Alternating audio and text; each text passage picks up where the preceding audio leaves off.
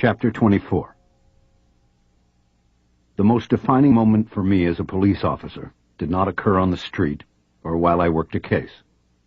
It occurred on March 5th, 1991. It was during the afternoon and I was in the squad room in Hollywood Division, ostensibly doing paperwork. But like everybody else in the squad, I was waiting. When everybody started leaving their desks to gather at the televisions, I got up too. There was one on in the lieutenant's office, and one was mounted overhead on the wall by the burglary table.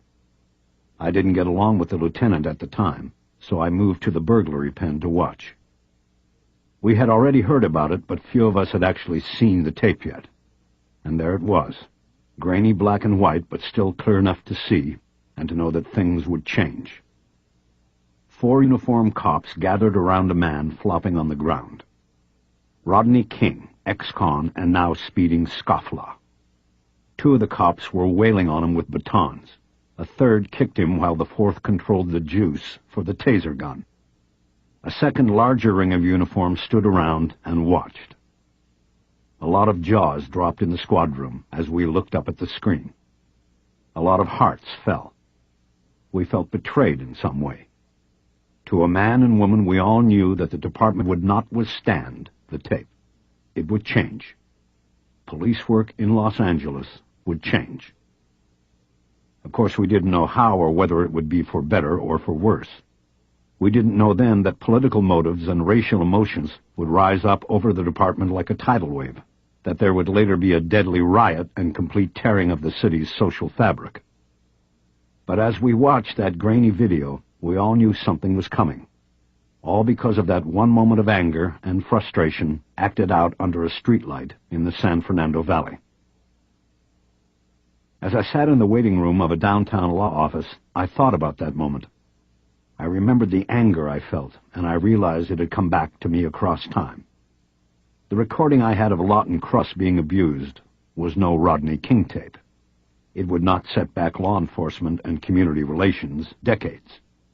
It would not change the way people viewed police and decided whether to back them or cooperate with them. But it had a clear kinship in its sickeningly pure depiction of the abuse of power. It didn't carry the power to change a city, but it could change a bureaucracy like the Federal Bureau of Investigation. If I wanted it to. But I didn't. What I wanted was something else, and I was going to use the recording to get it. In the short run, at least. I wasn't thinking yet about what might happen with it, or with me, further down the road. The law library I sat in an hour after leaving Bigger and Bigger was lined with cherry wood paneling and bookshelves full of leather-bound volumes of law books. In the few open spaces on the walls, there were lighted oil paintings depicting the law firm's partners. I stood in front of one of the paintings, studying the fine brushwork. It showed a handsome man standing tall, with brown hair and piercing green eyes set off by a deep tan. The gold plate on the top of the mahogany frame said his name was James Foreman. He looked like everything a successful man should be. "Mr. Bosch?" I turned. The matronly woman who had escorted me to the library now beckoned to me at the door. I went to her and she led me down a hall carpeted in a soft green that whispered money with every step I took. She led me to an office where a woman I didn't recognize was waiting behind a desk. She stood up and offered her hand. "Hello, Mr. Bosch. I'm Roxanne, Miss Langweiser's assistant. Would you like a bottle of water or coffee or anything?" No, I'm fine." "You can go on in, then. She's waiting." She pointed me toward a closed door to the side of her desk, and I walked to it, knocked once on it, and went in. Janice Langweiser was sitting behind a desk that reminded me of a 2-car garage. She also had the 12-foot ceiling and the cherry wood paneling and shelves. She wasn't a small woman. Rather, she was tall and slim, but the office made her look diminutive. She smiled when she saw me, and I did likewise. "They never asked me if I wanted bottled water or coffee when I came to see you at the DA's office." "I know, Harry. Times have certainly changed." She stood up and reached her hand across the desk. She had to lean forward to make it. We shook hands. I had known her when she was a rookie filing deputy in downtown criminal courts. I watched her grow up and handle some of the biggest and toughest cases. She was a good prosecutor. Now she was trying to be a good criminal defense attorney. Rare was the prosecutor that made a whole career of it. The money was too good at the other table. Judging by the office I was in, Janice Langweiser was sitting pretty at that other table. "Have a seat," she said. "You know, I've been meaning to track you down and call you. You just turning up like this today is just great." I was confused. "Track me down for what? You're not repping anybody I put in the clink, are you?" No, nothing like that. I wanted to talk to you about a job." I raised my eyebrows. She smiled like she was offering me the keys to the city. "I don't know what you know about us, Harry." "I know you were pretty hard to find. You're not listed in the phone book. I had to call a friend of mine at the DA's office, and he got me the number." She nodded. "That's right, we're not listed. We don't need to be. We have very few clients, and we handle every legal detail that crops up in their lives." "And you handle the criminal details?" She hesitated. She was trying to judge where I was coming from. "That's right, I'm the firm's criminal expert. That's why I was meaning to call you. When I heard you retired, I thought this would be perfect. Not full-time, but sometimes, depending on the case. It gets hot and heavy. We could really use somebody of your skills, Harry." I took a moment to compose my answer. I didn't want to offend her.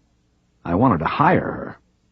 So I decided not to tell her that what she was suggesting was impossible, that I could never move to the other table, no matter what the money was. It wasn't in me. Retired or not, I had a mission in life. Working for a defense attorney wasn't part of it. "Janice," I said, "I'm not looking for a job. I sort of already have one. The reason I'm here is because I want to hire you." She giggled. "You're kidding," she said. "Are you in trouble?" "Probably, but that's not why I want to hire you. I need a lawyer I can trust to hold something for me and take the appropriate actions with it if necessary." She leaned forward in her desk. She still was at least 6 feet away from me. "Harry, this is getting mysterious. What is going on?" "First off, what's your normal retainer? Let's get the client thing out of the way first." "Harry, our minimum retainer is $25,000, so forget about that. I owe you for all those airtight cases you brought me. Consider yourself a client." I pushed the surprise off my face. "Really? 25 grand just to open a file?" "That's right." "Well, they got the right person for it." "Thank you, Harry. Now, what is this thing you want me to do?" I opened the briefcase Burnett Bigger had given me to carry the equipment I had borrowed from him, along with the video chip and the 3 CD discs containing copies of the clock surveillance. Andre had made the copies. I put the chip and the CDs on her desk. "This is a surveillance I took. I want you to hold the original, the chip, in a safe place. I want you to hold an envelope with one of the CDs and a letter from me. I want your private office number. I'm going to call it every night at midnight and tell you I am okay. In the morning you come in, and if the message is there, then everything is all right. If you come in and there is no message, then you deliver the envelope to a reporter at the Times named Josh Meyer." Josh Meyer. That name is familiar. Is he on Courts? "He used to cover local crime stuff. Now he's on terrorism. I think he works out of D.C. now." "Terrorism, Harry?" "It's a long story." She checked her watch. "I've got time. I've also got a computer." I first took 50 minutes to tell her about my private investigation and everything that had happened since Lawton Cross had called me out of the blue and I'd pulled down the box of old cases off the closet shelf. Then I let her put the CD in her computer and watch the surveillance video. She didn't recognize Lawton Cross until I told her who he was. She reacted with appropriate outrage when she viewed the section with Agents Milton and Carney. I had her turn it off before Danny Cross came into the room and comforted her husband. "First question, were they real agents?" she asked after the computer kicked the disk out. "Yeah, they're part of the anti-terrorism squad working out of Westwood." She shook her head in disgust. "If this ever gets to the Times and then onto TV, then I don't want it to get there. Right now, that is the worst-case scenario." "Why not, Harry? Those are rogue agents. At least that one Milton is, and the other is just as guilty for just standing there and letting him do it. She gestured toward her computer, where the surveillance video had been replaced by a screensaver that showed a bucolic scene of a house on a cliff overlooking the ocean, the waves rolling endlessly to shore. Do you think this is what the Attorney General and the Congress of the United States wanted when they enacted legislation that changed and streamlined the Bureau's rules and tools after September 11th? No, I don't, I answered. But they should have known what could happen. What's the saying? Absolute power corrupts absolutely? Something like that. Anyway, it's a given that this sort of thing would happen. They should have known. The difference here is that that isn't some Middle Eastern bagman on there. That's a white American citizen. He's a former cop, and he's a goddamn quadriplegic because he took a bullet in the line of duty. Langweiser nodded somberly. That is exactly why you should get this out. It has to be seen. Janice, are you working for me, or should I gather all this up and just find somebody else? She threw her hands up in surrender. Yes, I'm working for you, Harry. I'm just saying that this should not be allowed to just go by. I'm not talking about letting it go by. I just don't want it out yet. I need to use it as leverage first. I need to get what I want out of it first. Which is what? I was going to get to that, but you started in like Ralph Nader. Okay, I'm sorry. I'm all calmed down now. Tell me your plan, Harry. And so I did.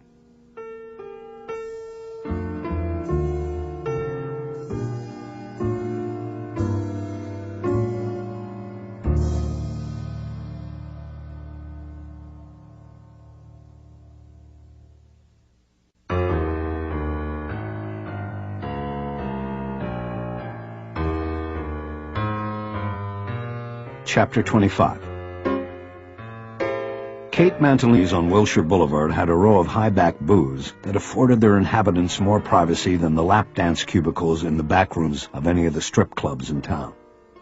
That was why I chose the restaurant for the meeting. It was very private, yet very public. I was there 15 minutes before the appointed time, got a booth with a window fronting Wilshire, and waited. Special Agent Peoples got there a little early, too. He had to walk along the row of booths and look into each one to find me. He then slipped silently and morosely into the space across from me. Agent Peoples, glad you could make it. I didn't feel like I had much choice. I guess you didn't. He flipped open one of the menus that were on the table. Never been here before. Food any good? It's not bad. Good chicken pot pie on Thursdays. It's not Thursday. And you're not here to eat. He looked up from the menu and gave me his best dead-eye stare, but he didn't have the juice this time. We both knew I was holding the high card this time. I looked out the window and glanced up and down Wilshire. You have your people out there, Agent Peoples? Are they waiting for me? I came alone as instructed by your attorney. Well, just so you're clear.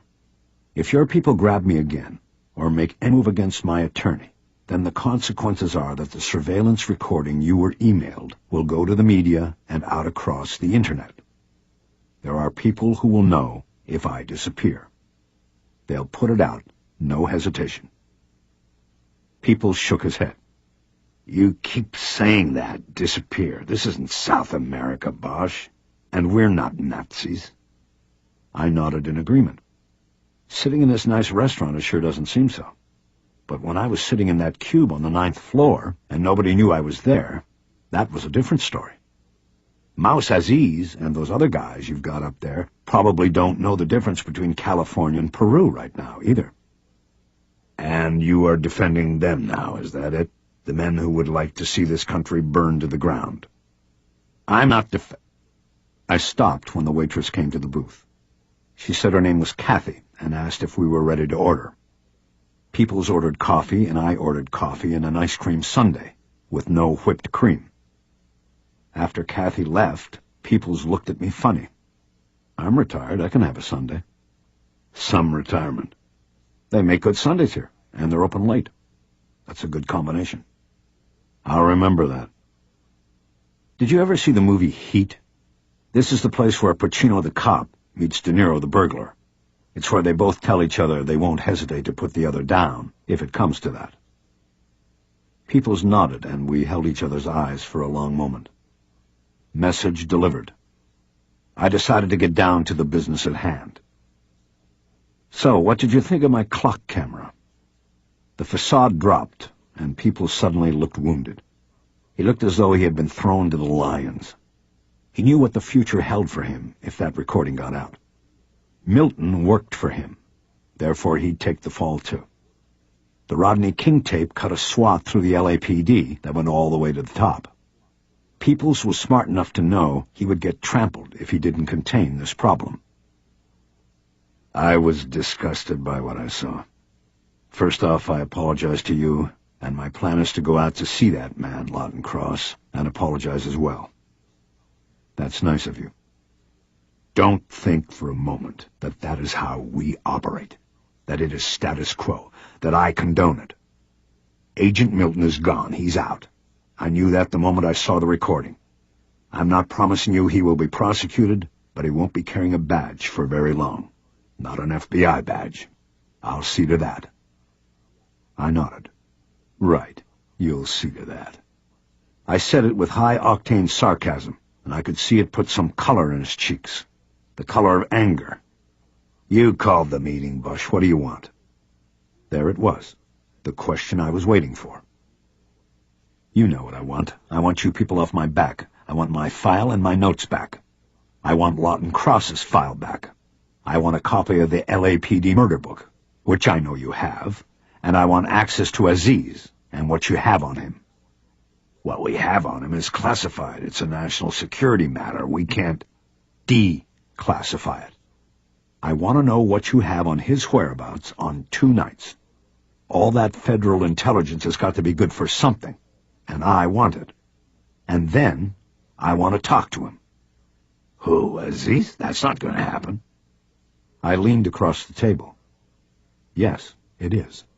Because the alternative to that is that everybody who has a TV or America Online is going to see what your boy Milton did to a helpless man in a wheelchair.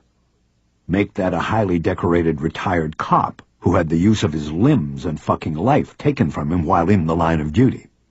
You think the Rodney King tape did some damage to the LAPD? You wait and see what happens with this one. I guarantee you that Milton and you and your whole little 9th floor BAM squad will be cut loose by the Bureau and the Attorney General and everybody else faster than you can say civil rights indictment. You understand, Special Agent Peoples? I gave him a moment to respond, but he didn't. His eyes were fixed and staring out through the window to Wilshire. And if you think for 1 minute I won't pull the trigger on this, then you haven't done your homework on me. This time I waited him out, and eventually his eyes came back through the window and to me. The waitress came and put down our coffees and told me my sundae was on the way. Neither Peoples nor I said thank you. Believe me, Peoples said. I know you will pull the trigger. You are that kind of guy, Bosch. I know your kind. You will put yourself and your own interests ahead of the greater good. Don't give me that greater good bullshit. This isn't about that. You give me what I want and you get to cruise along like nothing ever happened. The recording is never seen. How's that for greater good? Peoples leaned forward to sip his coffee. As he had done in the cube on the 9th floor, he burned his mouth and grimaced. He pushed the cup and saucer away on the table and then slid to the edge of the booth before looking back at me. I'll be in touch. 24 hours. I hear from you by this time tomorrow night, or all bets are off. I go public with it. He stood up and remained next to the booth looking at me and still holding a napkin. He nodded his agreement. Let me ask you something, he said. If you're here, who used your credit card tonight to buy dinner at Commander's Palace in Vegas? I smiled. They had been tracking me. A friend. Is that a nice place, Commander's Palace?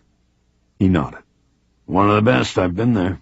The shrimp in the gumbo is as soft as marshmallow. That's great, I guess. Expensive, too. Your friend put over $100 on your Amex. Dinner for two, it looked like. He tossed his napkin onto the table. I'll be in touch. A moment after he was gone, the waitress brought my sundae. I asked her for the check, and she said she'd bring it right away. I poked a spoon into the fudge and ice cream, but I didn't taste it. I sat there thinking about what Peoples had just said. I wasn't sure if there was an implied threat in his telling me he knew somebody was using my credit cards. Maybe he even knew who. But the thing I thought about the most was what he had said about it be dinner for two at Commander's Palace. That we thing again. Just as with Eleanor, I couldn't let it go. Chapter 26. Since the Las Vegas ruse was no longer in play, I drove out to Burbank Airport, turned in my rental, and took the tram out to the long-term lot to collect my car. I'd borrowed Lawton Cross's dolly, and it was in the back of the Mercedes. Before driving off, I got it out and slid underneath the car. I detached the satellite tracker and the heat sensor, and slid under the pickup truck parked in the next space. I attached the equipment to the pickup's underside, and then got into the Mercedes. As I backed out, I saw that the pickup had an Arizona plate. I figured if Peoples didn't dispatch somebody soon to collect the Bureau's equipment, then they'd have to chase it to the next state. That left me smiling to myself when I pulled up to the parking booth to pay. "You must have had a nice flight," said the woman who took my ticket. "Yeah, I guess you could say that. I made it back alive." I went home and called Janice Langweiser on her cell phone as soon as I got in the door. She had changed my plan a little bit. She didn't want me leaving a message on her office line every night. She insisted I call her directly on her cell. How did it go? Well, it went. Now I just have to wait. I gave him until tomorrow night. I guess we'll know by then. And, how did he take it? About what we expected. Not well. But I think by the end, he saw the light. I think he'll call tomorrow. I hope so. It's a dangerous game you're playing. Maybe. Everything set on your end? I think so. The chip's in the office safe, and I'll wait to hear from you. If I don't, then I'll know what to do. Good, Janice, thanks. Good night, Harry. I hung up and thought about things. Everything seemed to be in place. It was Peoples who would have to make the next move. I lifted the phone again and called Eleanor Wish. She answered immediately. No sleep in her voice. "Sorry, it's Harry. Are you playing?" "Yes and no. I'm playing, but I'm not doing well, so I took a break. I'm standing outside the Bellagio watching the fountains." I nodded. I could picture her there at the railing, the dancing fountains lit up in front of her. I could hear the music and the splash of water over the phone. "How was Commander's Palace?" "How did you know about that?" "Had a visit from the Bureau tonight." "That was quick." "Yeah. I heard that's a good restaurant. Shrimp like marshmallow. Did you like it?" "It's nice. I like the one in New Orleans better. The food's the same, but the original is the original, you know?" "Yeah. Plus it's probably not so great eating by yourself." I almost cursed out loud at how lame and transparent that was. "Oh, I wasn't alone. I took a friend that I play with, one of the girls. You didn't tell me there was a spending limit, Harry." "No, I know. There wasn't." I needed to steer away from this. We both knew what I had been asking about, and it was getting embarrassing. "You didn't notice anybody watching you, did you?" There was a pause. "No. And I hope you didn't get me into any kind of trouble, Harry." "No, you're fine. I'm just calling to let you know the scam is over. The Bureau knows I'm still here." "Damn. I never got the chance to go shopping and get myself that present you promised." I smiled. She was kidding, and I could tell. "That's okay. You can still do that." "Is everything okay, Harry?" "Yeah, fine." "You want to talk about it?" Not on this line, I thought, but didn't say. "Maybe when I see you next time. I'm too tired right now." "Okay, then I'll let you go. What should I do with your credit cards? And you know you left your bag on my back seat." She said it like she knew I had done it on purpose. Why don't you just hold on to that stuff for now, and maybe when I get past this thing I'm working on, I'll come back out and get it from you. It was a long time before she answered. Just give me a little more notice than you did today, she finally said. So I'm ready. Sure, no problem, I will. Okay, Harry. I'm going to go back in. Maybe talking to you will have changed my luck. I hope so, Eleanor. Thanks for doing this for me. No problem. Good night. Good night. She disconnected. And good luck, I said into the dead line. I hung the phone up again and tried to think about the conversation and what she had meant. Just give me a little more notice than you did today, so I'm ready. It was like she wanted a warning before I came out. So she could do what? What did she have to get ready for? I realized that I could drive myself nuts overthinking and worrying about it. I put Eleanor and all of that aside and grabbed a beer out of the refrigerator and took it out to the back deck. It was a cool and clear night. The lights of the freeway far below seemed to sparkle like a diamond necklace. I could hear a woman's laughter carrying up the hillside from somewhere down below. I started thinking about Danny Cross and the song she had gently sung to her husband. In love and in loss, the night is always sacred. It's only a wonderful world if you can make it that way. There are no street signs pointing to Paradise Road. I decided that when all of this was over, I would go to Vegas and not turn back. I would throw the dice. I would go see Eleanor and take my chances. Chapter 27. The next morning, I spread the documents I had rescued from the engine compartment of Lawton Cross's muscle car across the table. I went into the kitchen to brew a pot of coffee, but found out I was out of coffee. I could go down the hill to the store, but I didn't want to leave the phone. I was expecting Janice Langweiser to call early. So I sat down at the table with a bottle of water and started in on the reports Cross had copied and taken home almost 3 years before.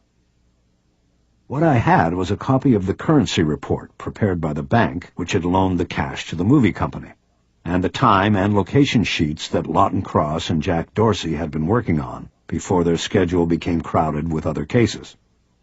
The currency report was 4 pages of typed serial numbers taken from randomly selected $100 bills contained in the shipment to the movie set.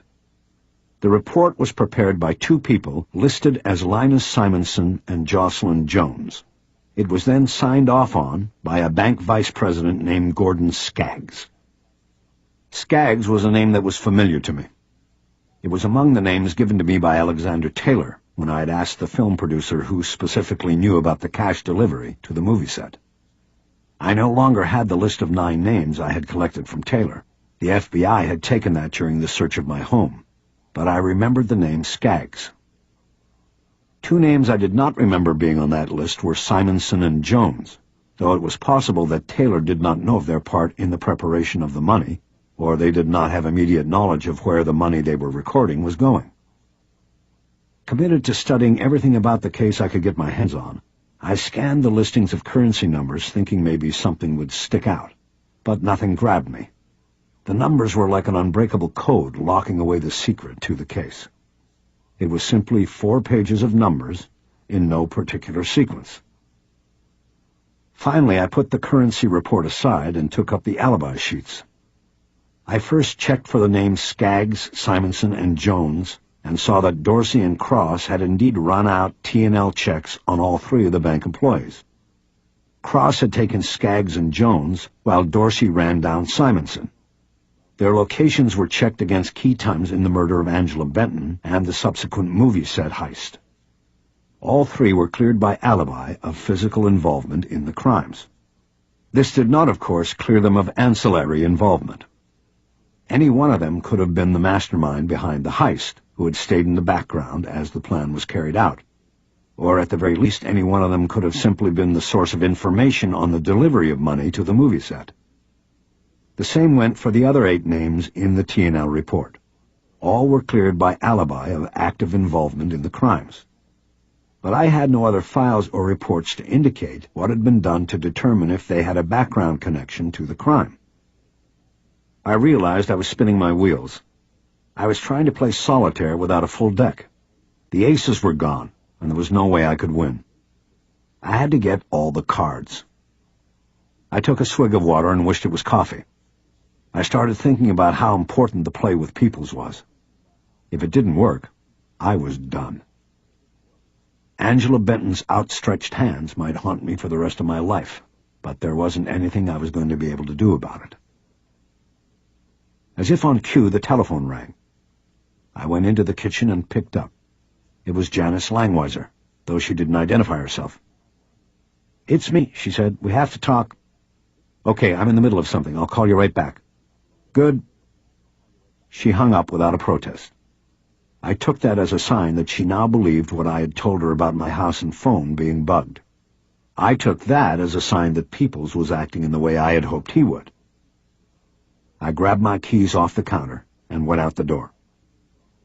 I drove down the hill, and at the place where Mulholland wraps around the other side of the hill and meets Woodrow Wilson at Cahuenga, I saw a vintage yellow Corvette waiting at the light across from me. I knew the driver, sort of. Every now and then I'd see him jogging or driving the Vette past my house. And I'd seen him and spoken to him in the police station on occasion, too. He was a private eye who lived on the other side of the ridge from me.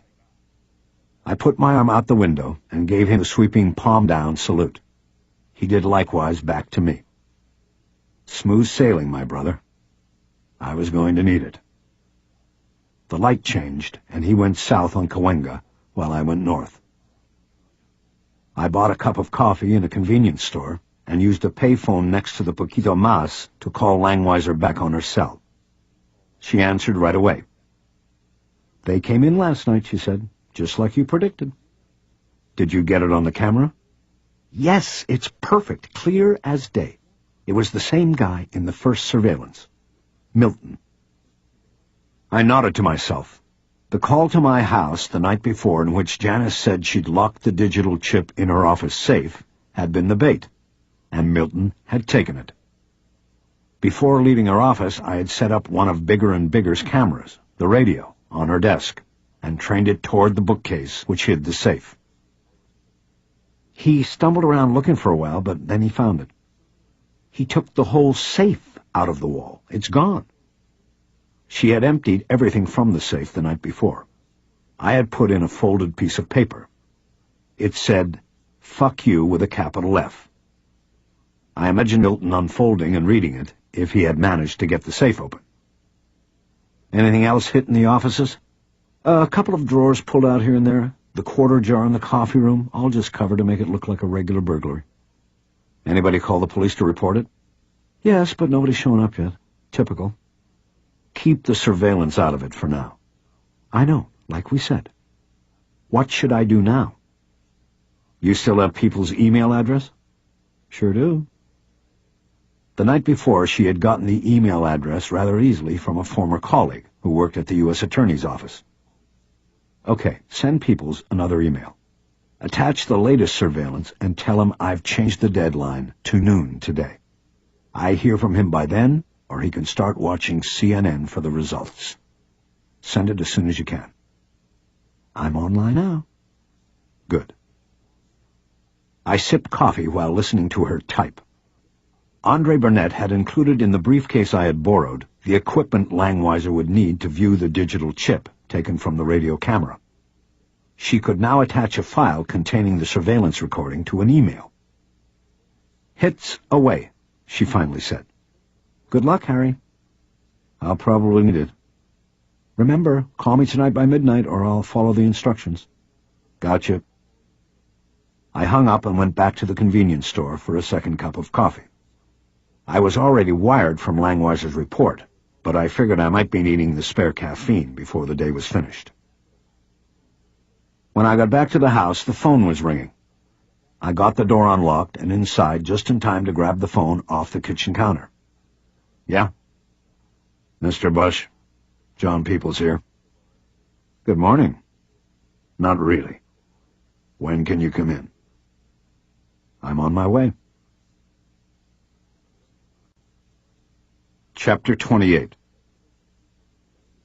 Special Agent Peoples was waiting for me in the first-floor lobby of the Federal Building in Westwood. He was standing when I got there. Maybe he'd been standing there the whole time since he'd made the call. "Follow me," he said. "We're going to make this quick." "Whatever works." After giving a uniformed guard the nod, he led me through a security door using a card key, and then he used it again to access the elevator I was already familiar with. "You guys got your own elevator and everything," I said. "Pretty cool." Peoples wasn't impressed. He turned so he was looking right at me. "I'm doing this because I have no choice. I've decided to agree to this extortion because I believe in the greater good of what I'm trying to accomplish here." "Is that why you sent Milton into my lawyer's office last night? Was that all part of the greater good you're talking about?" He didn't answer. "Look, you can hate me, and that's fine. That's your option. But let's not bullshit each other. Don't hide behind that stuff, because we both know what's going on here. Your guy crossed the line and got caught. Now it's just time to pay the price. That's what this is about. It's that simple. And meantime, an investigation is compromised and lives may be at stake. We'll see about that, won't we?" The elevator opened on the 9th floor. He led me out without answering. The ever-handy card key got us through another door and into a squad room, where several agents were working at desks. As we passed through, most of them stopped what they were doing to look at me. I assumed that they had either been briefed on who I was and what I was doing, or just the occurrence of a non-agent in the inner sanctum was worth noting. When I was halfway across the room, I spotted Milton, sitting at a desk near the back. He was leaning back in his chair, giving me his best show of being relaxed. But I could sense the anger pulsing beneath the facade. I winked at him and turned my attention away.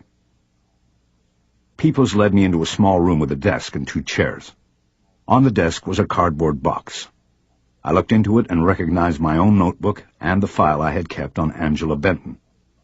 There was also the file from Lawton Cross's garage and a black binder full of documents 2 inches thick. I assumed it was the copy of the LAPD's murder book. I got excited just looking at it. It was the full deck of cards I had been looking for. "Where's the rest?" I asked. Peoples walked around behind the desk and opened the middle drawer. He removed a file and dropped it on top of the desk. "In there you'll find subject location reports covering the 2 dates you requested. I don't think they will help you, but it's what you wanted. You're going to look at them here, but you cannot take them with you. They will not leave this office. Do you understand that?" I nodded, deciding not to push it. "What about Aziz?" "When you are ready, I will put you in a room with him. But he won't talk to you. You'll be wasting your time."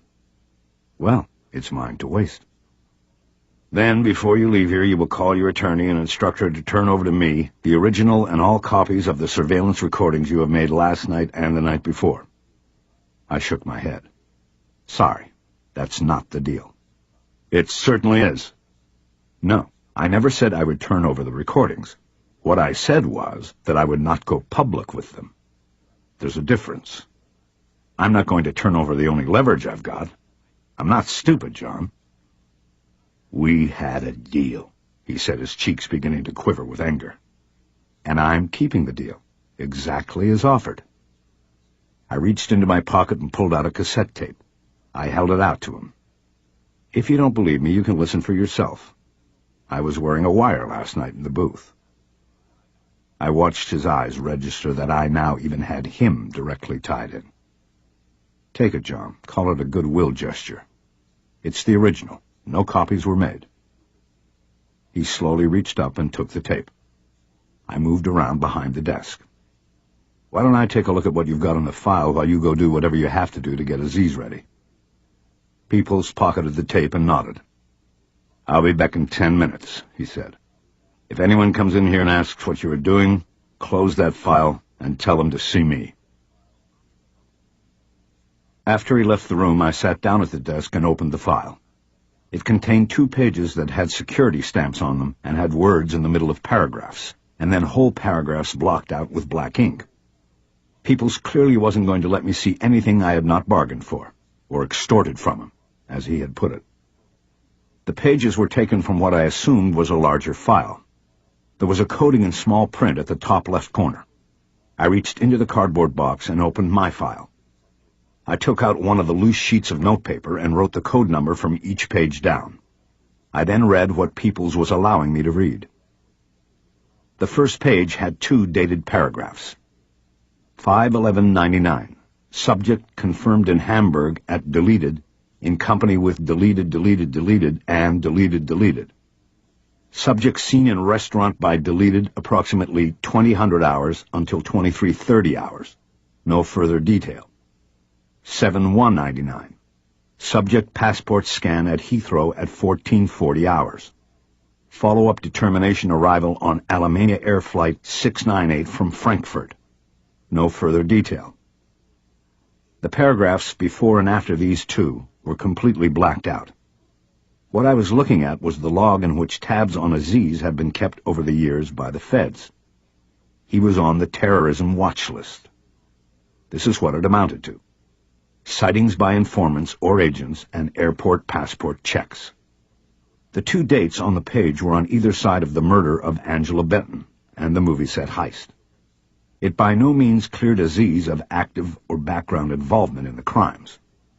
Yes, if I believed the document in front of me, he was in Europe both before and after the occurrence of the crimes I was investigating. But it was no alibi. Aziz was known, according to the Times article I had read, to travel with false identification.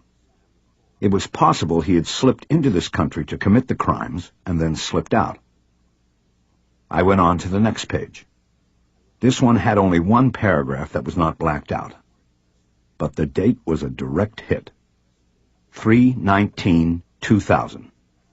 Subject passport scan at LAX-CA.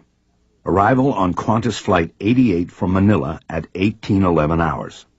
Security check and search. Questioned by deleted, Los Angeles Field Office. See transcript number 01-44969. Released at 21:15 hours. Aziz had what appeared to be a perfect alibi for the night Agent Martha Gessler disappeared. He was being questioned by an FBI agent at Los Angeles International Airport until 9:15 p.m., which put him in federal custody at the same time Gessler disappeared while on her way home from work. I put the 2 sheets back in the file and put it back in the drawer. I wrote no further notes, there was nothing to write, on the page from my file. I put it back inside the file and lifted out the murder book. I was just about to start into it when the door to the room opened and there was Milton. I said nothing. I waited for him to make the first move. He stepped in and looked around the room as though it was the size of a warehouse. He finally spoke without looking at me. "You have some balls on you, Bosch, doing what you're doing and thinking you're going to just walk away from it, away from me. I guess I could say the same thing about you. If it was me, I would have called your bluff. Then you would have called it wrong." He leaned down and put both hands on the desk and looked right at me. "You are a has-been, Bosch. The world's passed you by, but here you are grabbing at straws, fucking with people who are trying to protect the future." I was unimpressed and hoped I showed it. I leaned back and looked up at him. "Why don't you relax, man? You've got nothing to worry about as far as I can tell. You've got a boss who's more interested in a cover-up than a clean-up. You'll do okay on this, Milton. I think he's mad because you got caught, not because of what you did." He pointed a finger at me. "Don't fucking go there. Don't. The day I want career advice from you is the day they can check me into Camarillo." "Fine. Then what do you want?" "I want to give you a warning. Watch out for me, Bosch, 'cause I'm coming." "Then I'll be ready." He turned and walked out, leaving the door open. A few seconds later, Peoples was back. "You ready?" "Been ready." "Where's the file I gave you?" "It's back in the drawer." He leaned over the desk and slid open the drawer to make sure. He even opened the file to make sure I hadn't pulled a fast one. "Okay, let's go. Bring your box." I followed him through a couple security doors, and I was once again in the hallway of cells. But before we got close to the doors with the mirrored windows, he used his card key to open a door, and he ushered me into an interview room. There was a table and 2 chairs. Musawa Aziz was already sitting in one of them. An agent I had not seen before was leaning against the corner to the left of the door. Peoples moved into the other corner. "Have a seat," he said. "You got 15 minutes. I put the box I carried down on the floor, pulled out the remaining chair, and sat down across the table from Aziz. He looked weak and thin. A line of dark hair had grown in below the blonde dye job. His hooded eyes were bloodshot, and I wondered if they ever turned the light out in his cell. Things had certainly changed in his world. 2 years ago, his arrival and identification at LAX had brought a custody hold for a few hours while an agent attempted to interview him. Now a border stop got him an interminable hold in the FBI's inner sanctum. I wasn't expecting much from the interview, but I felt I needed the face-to-face before proceeding or disposing of Aziz as a suspect. After viewing the intelligence reports a few minutes earlier, I was leaning toward the latter. All I had that connected the diminutive would-be terrorist to Angela Benton was the money. At the time of his arrest at the border, he'd had in his possession one of the $100 bills that had come from the movie set heist. There were probably a lot of explanations for this, and I was beginning to think that his involvement in the murder and heist was not one of them. Reaching down to the cardboard box, I pulled up my file on Angela Benton and opened it on my lap where Aziz could not see it. I took out the photo of Angela that had been provided by her family. It showed her in a studio portrait taken at the time of her graduation from Ohio State, less than 2 years before her death. I looked up at Aziz. "My name is Harry Bosch. I'm investigating the death of Angela Benton 4 years ago. Does she look familiar to you?"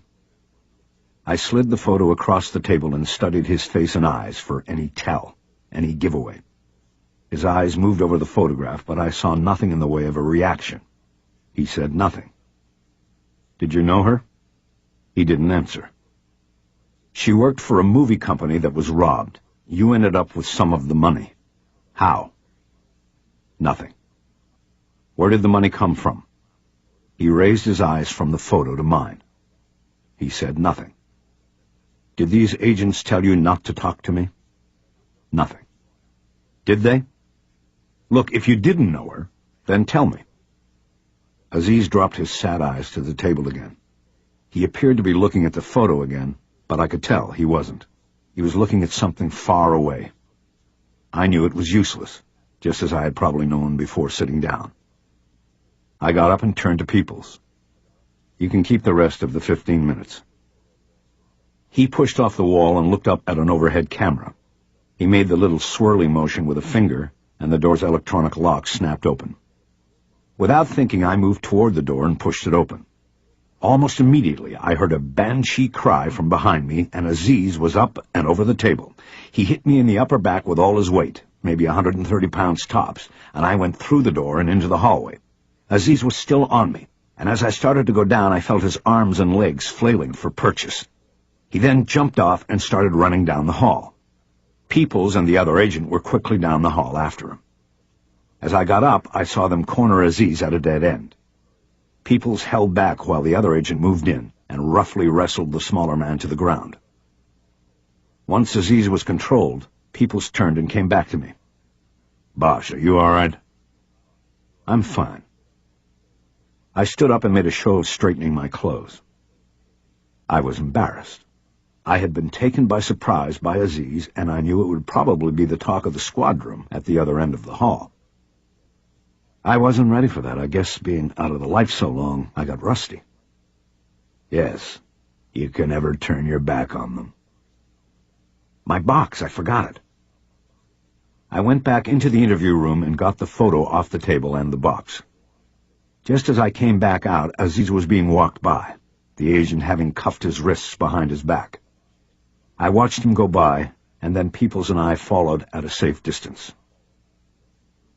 "And so," Peoples said, "all of this was for naught." "Probably. And it all could have been avoided if—" He didn't finish, so I did. "Your agent hadn't committed those crimes on camera." "Yeah." Peoples stopped in the hallway, and I did too. He waited for the other agent and Aziz to go through the door.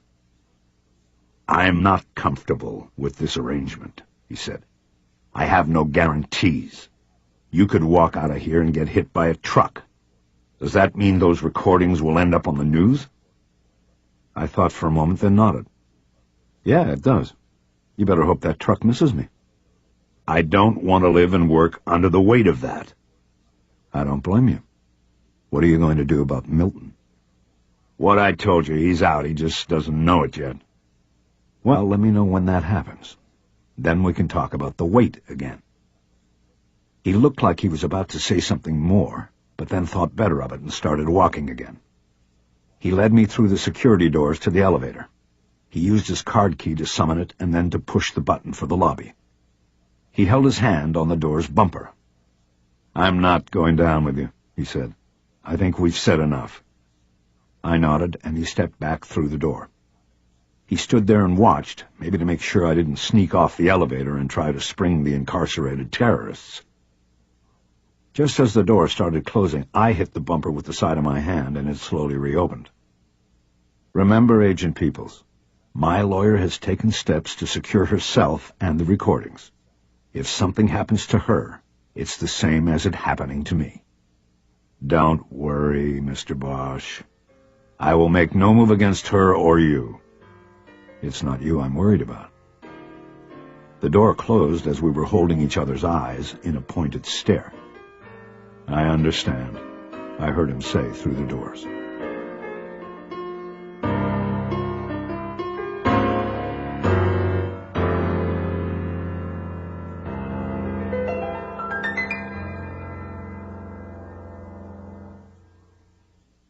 Chapter 29. My dance with the federales was not totally for naught, as I had led Peoples to believe. Yes, my chasing down of the tiny terrorist may have been a false lead, but in any case, there are always false leads. It is part of the mission.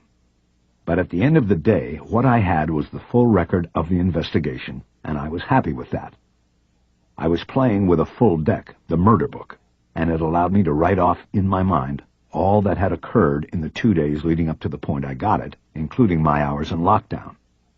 For I knew that if I were to find Angela Benton's killer, the answer, or at least the key that would turn the case, would likely be sitting somewhere in the middle of that black plastic binder. I got home from the Federal Building and came into the house like a man who thinks he may have won the lotto, but needs to check the numbers in the newspaper to be sure. I went directly to the dining room table with my cardboard box and spread out everything I carried in it. Front and center was the murder book, the Holy Grail. I sat down and started reading from page 1. I didn't get up for coffee, water, or beer. I didn't turn on music. I concentrated fully on the pages I was turning. On occasion, I jotted notes down on my notepad, but for the most part, I just read and absorbed.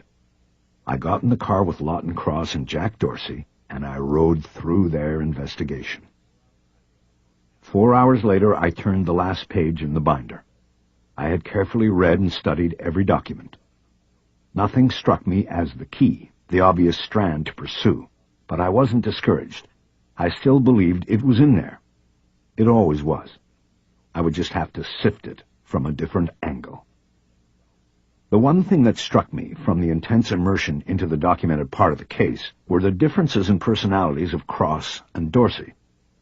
I knew that Dorsey had been a good 10 years older than Cross and was the mentor in the relationship. But in their writing and handling of reports, I sensed strong differences in their personalities. Cross was more descriptive and interpretive in his reports. Dorsey was the opposite. If 3 words summed up an interview or a lab report, then he went with the 3 words.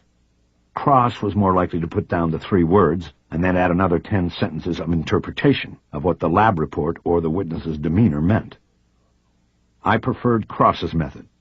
It had always been my philosophy to put everything in the book, because sometimes cases go months and even years long, and nuances can be lost in time if not set down as part of the record.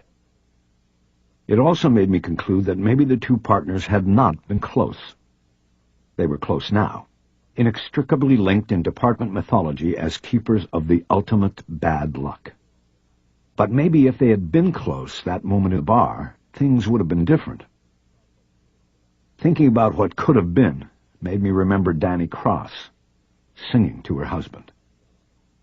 I finally got up and went to the CD player and put in a disc of the collected works of Louis Armstrong. It had been put out in unison with the Ken Burns documentary on jazz. Most of it was the very early stuff, but I knew it ended with What a Wonderful World, his last hit. Back at the table, I looked at my notepad. I had written down only 3 things during my first read-through. $100,000, Sandor Zatmari, the money, stupid. The company that had insured the money on the movie set, Global Underwriters, had put up a $100,000 reward for an arrest and conviction in the case. I hadn't known about the reward and was surprised that Lawton Cross hadn't told me. I guessed that it was just another detail that had escaped from his mind during the passage of time and trauma. The fact there was a reward was of little personal consequence to me. I assumed that since I was a former cop who at one time was involved in the case, albeit before the heist that spawned the reward, I would not be eligible for it if my efforts resulted in an arrest and conviction. I also knew that it was likely that the small print on the reward proclamation said that full recovery of the $2 million was required for collection of the $100,000, with the amount prorated according to the amount of recovery. And 4 years after the crime, the chances of there being anything left to recover were small.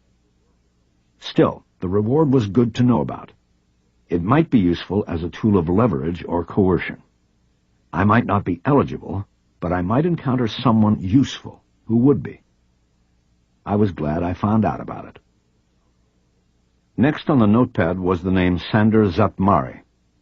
He or she, I didn't know which, was listed as the case investigator for Global Underwriters. He or she was someone I needed to talk to. I opened the murder book to the first page where investigators usually kept a page of most often called phone numbers.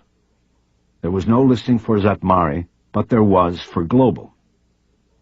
I went into the kitchen to get the phone, turned down Louis Armstrong on the CD player, and made the call. I was transferred twice before I finally got a woman who answered with, "Investigations?" I had trouble with Zatmari's name, and she corrected me, and then told me to hold. In less than a minute, Zatmari picked up. The name belonged to a he. I explained my situation and asked if we could meet. He seemed skeptical, but that might have just been because he had an accent from Eastern Europe that made him hard to read. He declined to discuss the case over the phone with a stranger, but ultimately agreed to meet me in person at 10 o'clock the next morning at his office in Santa Monica. I told him I'd be there and hung up. I looked at the last line I had written on the notepad. It was just a reminder of an old adage good for almost any investigation. Follow the money, stupid. It always leads to the truth. In this case, the money was gone, and the trail, other than blips on the radar in Phoenix, and involving Musawa Aziz and Martha Gessler, had gone cold. I knew that left me one alternative: to go backward, trace the money backward, and see what comes up. To do that, I needed to start at the bank. I checked the phone number page in the murder book again and called Gordon Skaggs, the vice president at Bank LA, who had arranged the one-day loan of $2 million to Alexander Taylor's film company. Skaggs was a busy man, he told me. He wanted to put off meeting with me until the following week, but I was persistent and got him to squeeze me in for 15 minutes the next afternoon at 3. He asked me for a callback number so his secretary could confirm in the morning. I made up a number and gave it to him. I wasn't going to give him the opportunity to have the secretary call me back and tell me the meeting had been canceled. I hung up and weighed my options. It was late afternoon, and at the moment I was clear until 10 the following morning. I wanted to take another run at the murder book, but I knew I didn't need to be sitting in the house to do that. I could just as easily be sitting on a plane.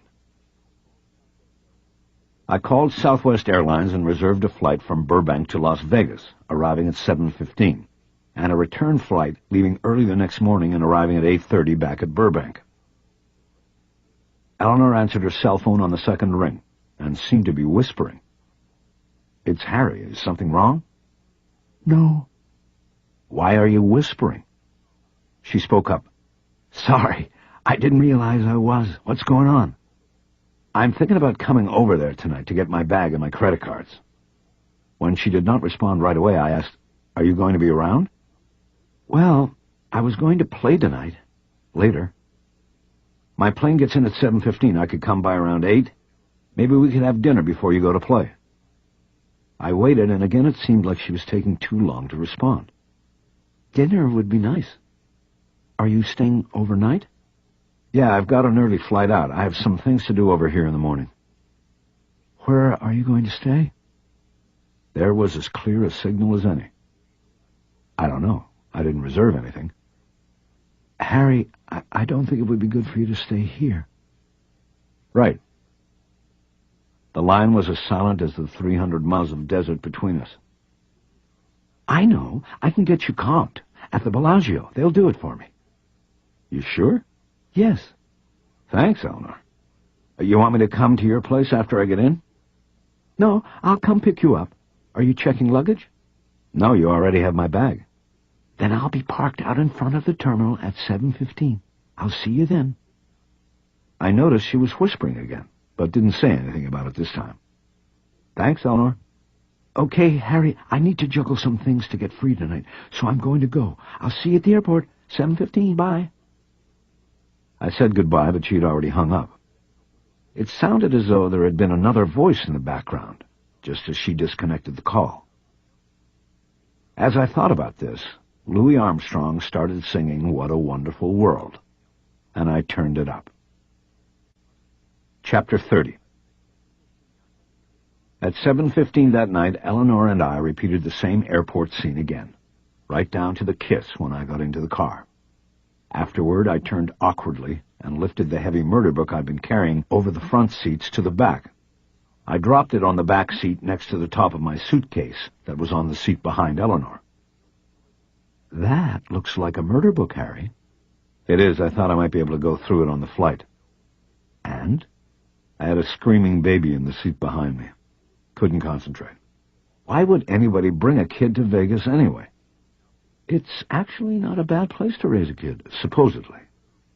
I'm not talking about raising. I mean, why take a little kid like that on a vacation to Sin City? Take him to Disneyland or something. I think you need a drink. And some food. Where do you want to eat? Well, remember when we were still in L.A. and we'd go to Valentino on special occasions? Don't tell me. She laughed, and just being able to look at her again thrilled me. I really liked the way her hair accented her lovely neck. Yep, they have one here. I made a reservation. They must have one of everything in Las Vegas. Except you. There's absolutely no duplicating Harry Bosch. The smile stayed on her face as she said it, and I liked that, too. We soon dropped into a silence as comfortable as it can probably get with two formerly married people. She expertly maneuvered through traffic that looked like it could easily rival anything found in Los Angeles' clogged streets and freeways. It had been about 3 years since I'd been on the Strip, but Vegas was a place that taught that time was relative. In 3 years, it had all seemed to change again. I saw new resorts and attractions, taxicabs with electronic ad placards on their roofs, monorails connecting the casinos. The Las Vegas version of Valentino was in the Venetian, one of the newest jewels in the crown of high-end casinos on the Strip. It was a place that didn't even exist the last time I had been in town. When Eleanor pulled into the valet parking circle, I told her to pop the trunk so I could put my suitcase and the murder book in it. I can't, it's full.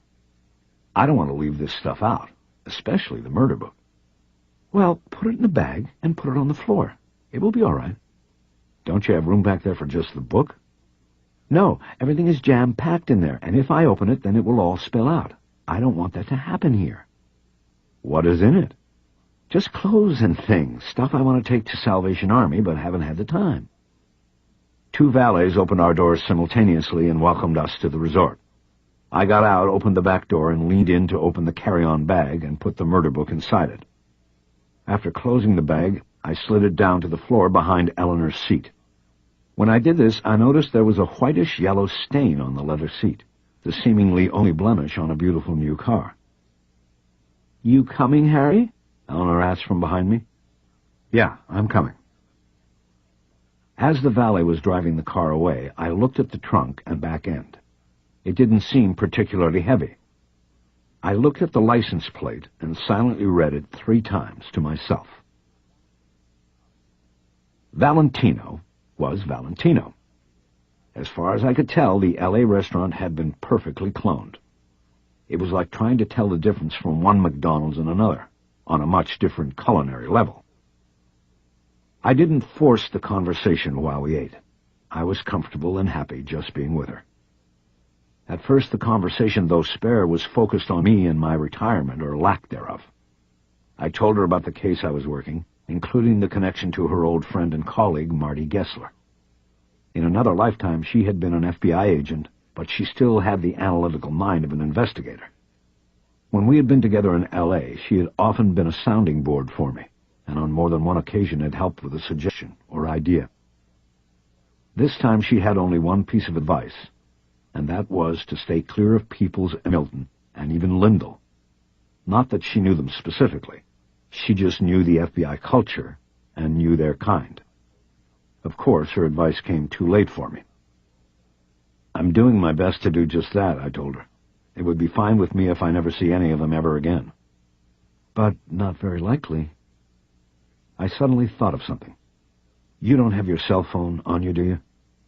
Yes, but I don't think they like you using cells in a place like this. I know. I'll go outside. I just remembered I have to make a call or the shit's going to hit the fan. She got her phone out of her purse and gave it to me. I left the restaurant and stood in an indoor shopping mall that had been built to look like a Venetian canal, complete with gondolas. The concrete sky was painted blue with wisps of white clouds. It was phony, but at least it was air-conditioned. I called Janice Langweiser's cell number and told her the coast was clear. I was beginning to worry, because I hadn't heard from you. I've called your house twice. Everything's fine. I'm in Vegas and we'll be back tomorrow. How do I know you're not under duress? You know, being held and forced to say that. You got caller ID? Oh, that's right. I saw it was a 702 number. All right, Harry, don't forget. Call me tomorrow, and don't lose too much money over there. I won't. When I got back to the table, Eleanor wasn't there. I sat down and was anxious about it, but she came back from the restroom in a few minutes. As I watched her approach, I felt she was different, but I couldn't place how. It was more than the hair and the deeper tan. It was like she carried more confidence than I remembered. Maybe she had found what she needed on the blue felt poker tables on the Strip. I gave her back the phone and she dropped it into her purse. So how's it been here? I asked. We've been talking about my case. Let's talk about your case for a while. I don't have a case. You know what I mean. She shrugged. Things are going well. I won a couple satellites this year, so I'm happy. I get to play in the series. I knew she was talking about qualifying tournaments for the World Series of Poker. The last time we had talked about poker, she had told me that her secret goal was to be the first woman to ever win the series. This will be your first time in the series, right? She nodded and smiled, and I could tell she was proud and excited. It starts pretty soon. Well, good luck. Maybe I'll come over and watch. Didn't you tell me it costs a lot to enter? $25,000. Wow. I've got backers now. They pay. What do you mean? That's how it works. I have backers, investors. They pay for me to enter the tournaments. I play with their money.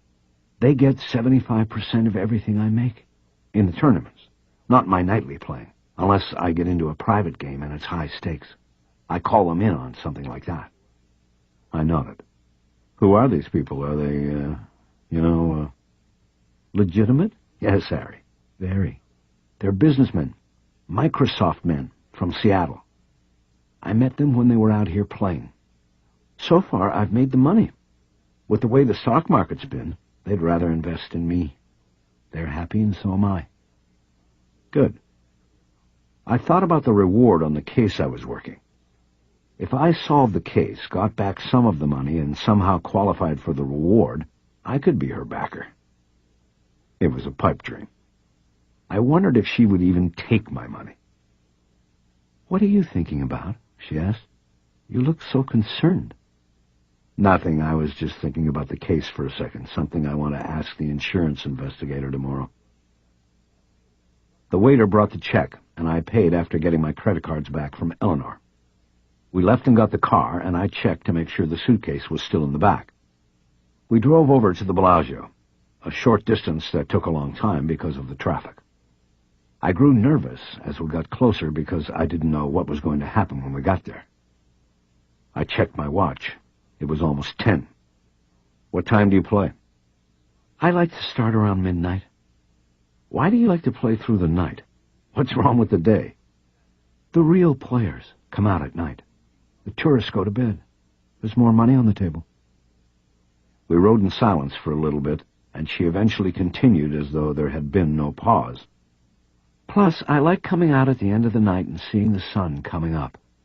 Something about it, like you're just happy you survived another day or something.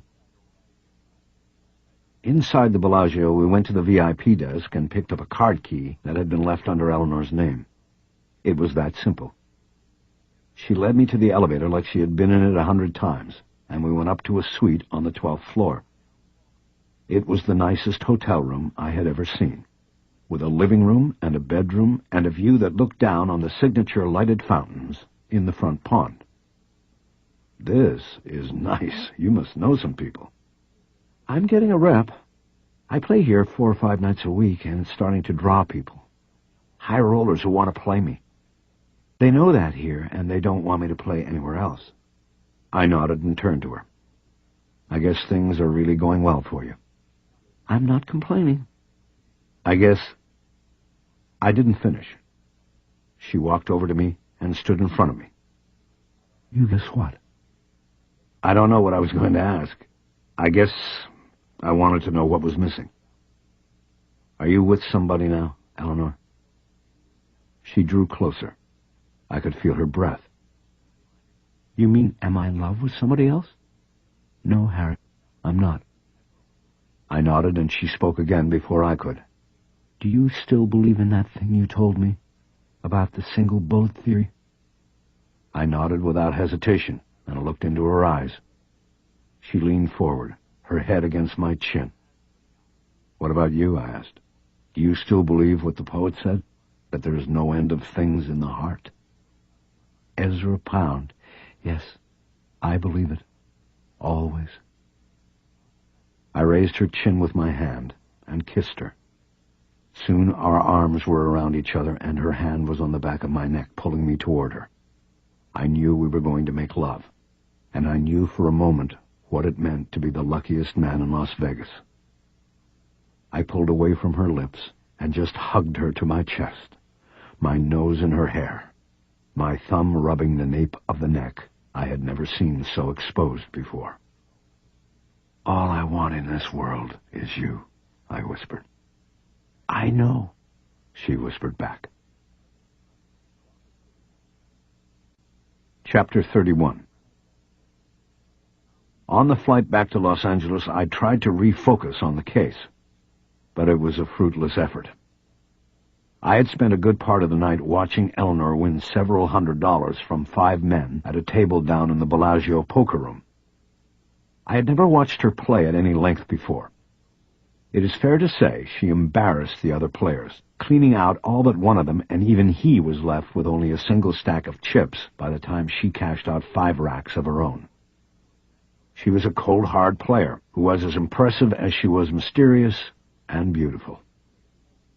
I spent my life learning to read people, but I never read anything off of her while she was playing.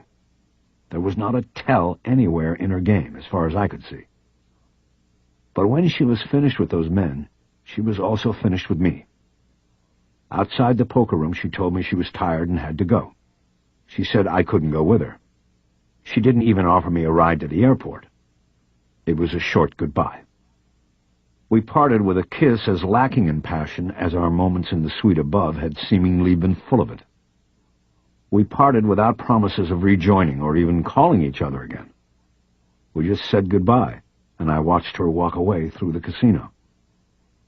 I managed to get to the airport on my own. But once on the plane, I couldn't let it go. I tried opening the murder book, but it did me no good. I kept thinking about the mysteries. Not the good moments, the smiles and the memories and the making love. I thought about our abrupt departure and how she had skillfully avoided the question when I'd asked if she was with somebody. She'd said she wasn't in love, but that didn't really answer the question. I thought about why she had wanted me to stay in a hotel room, and why she wouldn't open her car's trunk. On the front page of the murder book, I wrote down her license plate number from memory. After doing it, I felt like I had in some way betrayed her, and I then crossed it out. But even as I did this, I knew I would not cross it out in my memory. Chapter 32. The investigative offices of Global Underwriters was in a 6-story black box on Colorado, about 6 blocks from the ocean. When I got there, the secretary who guarded entrance to the office of Sandor Zatmari looked at me as though I'd just ridden the elevator down from the moon. "Didn't you get the message?" "What message?" "I left a message for you. Mr. Zatmari had to cancel your appointment this morning." "What happened? Somebody die?" She looked slightly insulted by my brashness. Her voice took on a tone of impatience. "No, in reviewing his schedule for the day, he decided he did not have the time to fit you in." "So he's here." "He cannot see you. I'm sorry you didn't get the message. I was under the impression that it was your home number." "Please tell him I'm here. Tell him I didn't get the message because I was out of town. I flew in for this meeting. I'd still like to see him. It's important." Now she looked annoyed. She lifted the phone to make the call, but then thought better of it and hung up. She got up and walked down a hallway off to the side of the waiting room so she could deliver the message in person. A few minutes later, she came back and sat down. She took her time in delivering the news to me. "I talked to Mr. Zatmari," she said. "He'll try to get you in as soon as he can." "Thank you. That's nice of him, and nice of you." There was a couch and a coffee table with a spread of outdated magazines on it. I had brought the murder book with me, mostly as a prop, so I could impress Zatmari with it and the access it showed I had. I sat down on the couch and spent the time waiting by leafing through it and rereading some of the reports. Nothing new hit me, but I was becoming well-versed in the facts of the case. This was important because I knew it would help when I sifted through new information to not have to check the murder book every time. A half hour went by, and then the secretary's phone buzzed, and she got the word to send me in. Zatmari was a solidly built man in his mid-50s. He looked more like a book salesman than an investigator, but the walls of his office were hung with commendations and handshake photos testifying to his success as one. He pointed me to a chair in front of his cluttered desk and spoke as he wrote something down on a report. "I'm a busy man, Mr. Bosch. What can I do for you?" "Well, like I told you yesterday on the phone, I'm working one of your cases. I thought maybe we could share some information, see if one of us has gone down a road the other hasn't." "Why should I share with you?" Something was wrong. He was predisposed not to like me before I had even set foot in his office. I wondered if somehow Peoples had talked to him about me. Maybe Zatmari had called the LAPD or the Bureau to check me out and got the word not to cooperate. Maybe that was why the appointment had been canceled. "I don't get this," I said. "Is something wrong? It's called solving the case. That's why maybe we should share information." "And how about you? Would you share with me? How much of the reward do you give to me?" I nodded. Now I got it. The reward. "Mr. Zatmari, you have it wrong. You have me wrong." "Sure, half reward will travel. I seen your kind all the time. Come in here wanting information. Maybe make some big bucks." His accent became more pronounced as he got worked up. I flipped open the murder book and found the black and white photocopies for the murder scene photos. I tore the page with Angela Benton's hands on it out of the book and slapped it down on his desk. "That's why I'm doing this. Not the money. Her. I was there that day. I was a cop. I'm retired now, but I was on this case until they took me off it. That probably cuts me out of any reward, okay?" Zatmari studied the grainy copy of the photo. He then looked at the binder on my lap. He then finally looked at me. "I remember you now. Your name. You were the one who hit one of the robbers with a round." I nodded. "I was there that day, but since we never found the robbers, it's not known for sure who hit who." Come on, 8 rent-a-cops and an LAPD veteran, it was you. I think so. You know, I tried to talk to you back then, interview you, but the department stonewalled me. How come? They'd do anything they could to keep other investigations and investigators out of the picture. They're like that over there. I know, I remember. He smiled and leaned back in his seat. And now you are wanting cooperation from me. Ironic, eh? Very. Is that the murder book? Let me see it, please. I handed the heavy binder across his desk. He put it down and flipped back to the front section and started leafing through the reports until he came to the original offense report. The homicide. He worked a finger down the page until he came to my name in the block marked I.O. for investigating officer. He then closed the murder book, but didn't hand it back. Why now? Why do you investigate this? Because I just retired and it's one of the ones that won't let go. He nodded that he understood. Our investigation, you understand, was in regard to the money, not the woman. It's all the same thing, you ask me. Our investigation is no longer active. The money is gone by now. Split up, spent, without the possibility of recovery. There are other cases. The money's been written off, I said, but she hasn't been. Not by me, not by those who knew her. Did you know her? I met her that day. He nodded again, seeming to understand what that meant. He straightened the corners on a stack of files on his desk. Did it ever go anywhere? Did you get close to anything? He took a long time answering. No, not really. Only dead ends on this one. When did you put it aside? I don't remember. It was a long time ago. Where's your file on it? I cannot give you my file. It is against company policy. Because of the reward thing, right? The company doesn't allow you to cooperate with unofficial investigations if there's a reward. It can lead to collusion, he said, nodding. Also, there is the legal jeopardy. I don't have the luxury of the protections the police have. If my investigative notes and summaries were to become public, I'd be left open to possible lawsuits. I tried to think for a minute about how to play this. Zadmari seemed to be holding something back, and whatever it was, it might be in the file. I think he wanted to give it to me, but wasn't sure how. Take a look at the photocopy again, I said. Look at her hands. Are you a religious man, Mr. Zadmari?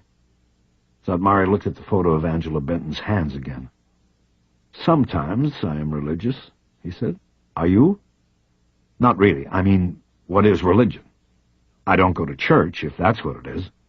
But I think about religion, and I think I have something like it inside. A code is like religion. You have to believe it. You have to practice it. The thing is, look at her hands, Mr. Zadmari. I remember when I saw her down on the tile and saw how her hands were, I sort of took it as a sign. A sign of what? I don't know. A sign of something like religion. That's why this is one of the cases that didn't go away. I understand. Then pull out the file and put it on your desk, I said, as if giving instruction to someone in a hypnotic trance. Then go get a cup of coffee or have a smoke. And take your time. I'll wait for you right here. Zadmari looked at me for a long moment, and then reached down to what I guess was a file drawer in the desk. He finally took his eyes off me so he could pull the right file. He brought it up. It was a thick one, and put it down on the desk. He then pushed back his chair and got up. I'm going to grab a cup of coffee, he said. You want something? I think I'll be fine, but thanks. He nodded and went out, closing the door behind him. The moment it clicked, I was up out of my seat and moving behind the desk. I sat down and dove into the file. For the most part, Zadmari's file was filled with documents I had already seen before. There were also copies of contracts and directives between Global and its client bank, L.A., that were new, as well as summaries of interviews with several bank and film company employees. Zadmari had conducted interviews with every one of the security transport men that had been on the scene the day of the shootout and heist. But there was no interview with me. As usual, the LAPD put up a wall. Zadmari's request to interview me never even got to me. Not that I would have accepted the request if I had seen it. I had an arrogance then that I hoped I had now lost. I scanned the interviews and summaries as fast as I could, paying particular attention to the reports pertaining to the 3 bank employees I hoped to talk to later in the day: Gordon Skaggs, Linus Simonson, and Jocelyn Jones. The subjects did not give Zatmari much. Skaggs was the one who handled everything, and he was very specific as to the steps he had taken and the planning of the one-day loan of $2 million in cash. The interviews with Simonson and Jones depicted them as worker bees who did what they were told. They could have just as easily been putting labels on cans as counting $20,000 $100 bills and writing down 800 serial numbers while they were at it. My curiosity meter jumped when I came across documents pertaining to the financial backgrounds of Jack Dorsey, Lawton Cross, and myself. Zatmari had pulled TRW reports on all of us. He had apparently called our banks and credit card companies. He wrote short summaries on each of us, my record coming out cleanest, while Cross and Dorsey did not fare as well. According to Zatmari, both men carried huge credit card debt, with Dorsey in the most difficult financial position because he was divorced but still supporting 4 children, 2 of which were in college. The door to the office opened, and the secretary looked in, just about to say something to Zatmari, when she saw it was me behind his desk. "What are you doing?" Waiting for Mr. Zatmari, he went to get a coffee. She put her hands on her ample hips, the international sign of indignation. "Did he tell you to go behind his desk and start reading that file?" It was incumbent upon me not to leave Zatmari in a potential jam. "He told me to wait. I'm waiting." "Well, you get right back around to the other side of that desk. I'll be informing Mr. Zatmari about what I saw." I closed the file, got up, and came around the desk as instructed. "You know, I'd really appreciate it if you didn't do that," I said. "I don't care what you'd appreciate. I'm telling him." She then disappeared, leaving the door open in her wake. A few minutes went by, and Zatmari stormed in and closed the door sharply. He then lost his steam as he turned to face me. He was carrying a mug with steaming coffee rising out of it. "Thanks for playing it that way," he said. "I just hope you got whatever you needed, because now to make good on the little fit I had out there, I have to throw you out." "No problem," I said, standing up. "I've got one question, though." "Go ahead." "Was that just routine to do the background financials on the cops on the case? Me, Jack Dorsey, and Lawton Cross?" Zatmari folded his brow as he tried to remember the reason for the financial checks. Then he shrugged. "I forgot about that. I think I just thought that with the money that was at stake, I should check everybody out. Especially you, Bosch, with the coincidence of you being there at the set at the right moment." I nodded. It sounded like a solid investigative move. "Are you angry about it?" "Me? No, not mad. I was just curious about where it came from, that's all." "Anything else helpful?" "Maybe, you never know." "Good luck, then. If you don't mind, keep me informed of any progress." "I will. I'll let you know." We shook hands. On my way out, I passed by the indignant secretary and told her to have a nice day. She didn't respond.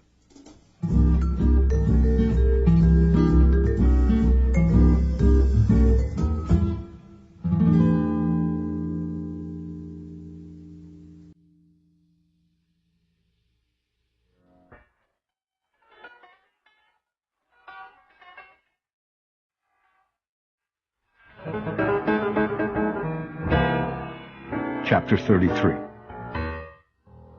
The interview with Gordon Skaggs went quickly and smoothly. He met me at the agreed-upon time at the Bank LA Tower in downtown. His 42nd floor office faced east and had one of the best views of the city's smog I had ever seen. His recounting of his involvement in the ill-fated $2 million loan to Eidolon Productions deviated in no noticeable way from his statement in the murder book. He negotiated a $50,000 fee for the bank, the costs of security included. The money was to go out in the morning on the day of filming and come back before 6 p.m. closing time. "I knew there was a risk," Skaggs told me, "but I saw a nice quick profit for the bank. I guess you could say that clouded my glasses." Skaggs turned the money transport issues over to Ray Vaughn, head of bank security, while he turned his attention to the chores of ensuring the one-day operation through global underwriters, and then gathering together the $2 million in cash. It would have been highly unusual for a single bank, even the downtown flagship, to have that much money in cash available on one day. So in the days before the loan took place, Skaggs had to arrange for cash shipments from various Bank LA branches to the downtown location. On the day of the loan, the money was loaded into an armored vehicle and driven from downtown to the movie set in Hollywood. Ray Vaughn rode in a lead car. He was in constant radio contact with the driver of the armored truck and led him on a meandering course through Hollywood in an effort to determine if they were being followed. When they arrived at the set location, they were met by more armed security and Linus Simonson, one of the assistants who had helped Skaggs pull the cash together and had created the list of serial numbers the insurance company had demanded. And, of course, the bank entourage was met by the hooded and heavily armed robbers as well. One thing I got from Skaggs during the initial part of the interview was that he had told me that bank policy had changed since the heist. Bank LA no longer engaged in what he called boutique cash loans to the movie industry. "What is that saying?" he asked. "Once burned is an education. Twice burned is just plain stupidity." "Well, we're not stupid here, Mr. Bosch. We're not going to get burned by those people again." I nodded in agreement. "So you feel confident it was those people where this came from? The heist originated over there and not here within the bank?" Skaggs looked indignant at the very thought of anything else. "I should say so. Look at the poor girl who was murdered. She worked for them, not me." "True, but her murder could have been part of the plan, to throw suspicion on the movie production instead of the bank." "Impossible. The police have been over this place with a fine-tooth comb. Same with the insurance company. We received a clean bill of health from everyone involved. We are absolutely 100% clean on this." I nodded again. He had walked into my trap. "Then I guess you won't mind if I talk to your employees, too. I'd like to speak to Linus Simonson and Jocelyn Jones." Skaggs realized he'd been cornered. How could he not let me speak to employees after that ringing endorsement of honesty and innocence on the bank's behalf? "The answer is yes and no," he said. "Jocelyn is still with us. She's an assistant branch manager now in West Hollywood. I don't think there will be a problem talking to her." "And Linus Simonson?" "Linus never came back to us after that awful day. I guess you know he got shot up by those bastards. Him and Ray. Ray didn't make it, but Linus did. He was in the hospital, and then he was on sick leave, and then he didn't want to come back at all. And I can't say as though I blame him." "He quit?" "That's right." I had not seen mention of this in the murder book or even Zatmari's records. I knew the investigation was most intense in the days and weeks after the heist. This was probably when Simonson was still recovering and still technically an employee. The investigative records generated at this time would have no reason to mention his leaving employment at the bank. "Do you know where he went from here?" "I used to. I don't now.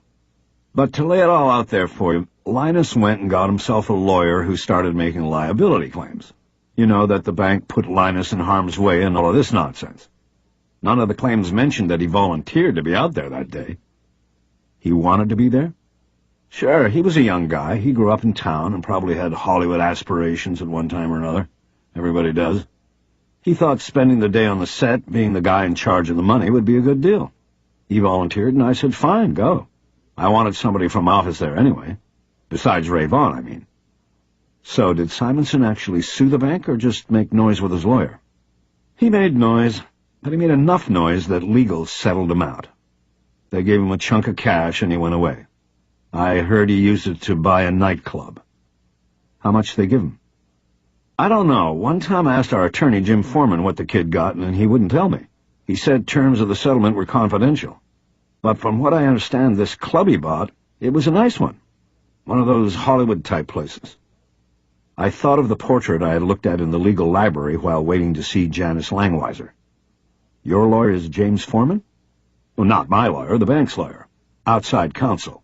They decided not to keep it in-house because of the possible conflict." I nodded. "Do you know the name of the club he bought?" "No, I don't." I sat there looking past Skaggs at the smog through the window behind him. I was seeing, but not seeing. I had gone inside where I was feeling the first stirrings of instinct and excitement, of the state of grace that comes with my religion. "Mr. Bosch?" Skaggs said. "Don't disappear on me. I've got an officers' meeting in 5 minutes." I came out of it and looked at him. "Sorry, sir, I'm done here, for now. But before your meeting, can you call Jocelyn Jones and tell her I'm coming out to see her? I need to know where the branch is, too." "That will be no problem." Chapter 34. On the way to the West Hollywood branch of Bank LA to see Jocelyn Jones, I had some time to kill, so I drove west on Hollywood Boulevard. I had not been down there much since my retirement, and I wanted to see the old beat. According to the newspaper, it was changing, and I wanted to see this for myself. The asphalt on the boulevard still glittered in the sunlight, but the storefronts and office buildings near Vine still slumbered beneath the patina of a half-century of smog. No difference there. But once past Cahuenga and on to Highland, I saw where the new Hollywood was springing to life. New hotels, and I'm not talking about the type with hourly rates, and theaters, people centers with popular upstyle restaurant franchises anchoring them. The streets and sidewalks were crowded. The brass stars embedded in the sidewalks were polished, and the word that popped into my head was hope. There was a new sense of hope and vigor. There was a definite vibe coming off the street, and I liked it. The idea I knew was that the vibe would spread from this core area and move down the boulevard like an earthquake wave, leaving renovation and reinvention in its wake. A few years ago, I would have been first to say the plan had no chance. But maybe I was wrong. I hoped so. Still feeling lucky from Vegas, I decided to let the vibe ride and drop down Fairfax to 3rd, and pulled into the farmer's market to grab something to eat. The market was another remake job I had stayed away from. There was a new parking garage and open-air people center built next to the old clapboard market, with its comforting combination of good, cheap food and kitsch. I think I liked it better when you could just pull into a parking space next to the newsstand, but I had to admit they had done it right. It was the old and new sitting side by side and getting along. I walked through the new section, past the department stores and the biggest bookstore I'd ever seen, and into the old. Bob's Donuts was still there, and every other place that I remembered. It was crowded. People were happy. It was too late in the day for a donut for me, so I picked up a BLT and changed for $1 at the Kokomo Cafe, and ate the sandwich in one of the old-time phone booths that they had left in place next to the Dupars. I called Roy Lindell first, and caught him eating at his desk. "What do you have?" "Tuna on rye with pickles." "That's sick." "Yeah, what do you have?" "BLT, double smoked bacon from Kokomo's." "Well, that beats me all to hell. What do you want, Bosch? Last time I saw you, you wanted nothing to do with me. In fact, I thought you went to Vegas." "I did go, but I'm back, and things are smoothing out now. You could say I've come to an understanding with your pals on the 9th floor. You want back in on this thing, or you want to pout about it?" "You got something?" "Maybe. Not much more than a feeling at the moment." "What do you want from me?" I shoved my sandwich wrapper off the murder book and opened it to get the information I needed. "See what you can come up with on a guy named Linus Simonson. 29-year-old white male. He owns a club in town." "What's it called?" "I don't know yet." "That's great. You want me to pick up your dry cleaning while I'm at it?" "Just run a name. You'll get a hit or you won't." I gave him Simonson's birth date and the address listed in the murder book, although I had a feeling it was old. "Who is he?" I told him about Simonson's former work at Bank LA, and about him being shot during the movie set heist. "The guy was a victim. You think he set it up and told his guys to shoot him in the ass?" "I don't know." "And what's he got to do with Marty Gessler?" "I don't know. Maybe nothing. Probably nothing. But I just want to check him out. Something doesn't seem right to me." "Okay. You keep having the hunches and I'll do the legwork, Bosch. Anything else?" "Look, if you don't want to do it, just say so. I'll get somebody else to—" "Look, I said I'll do it, and I will. Anything else?" I hesitated, but not for too long. "Yeah, one other thing. Can you run a plate for me?" "Give it to me."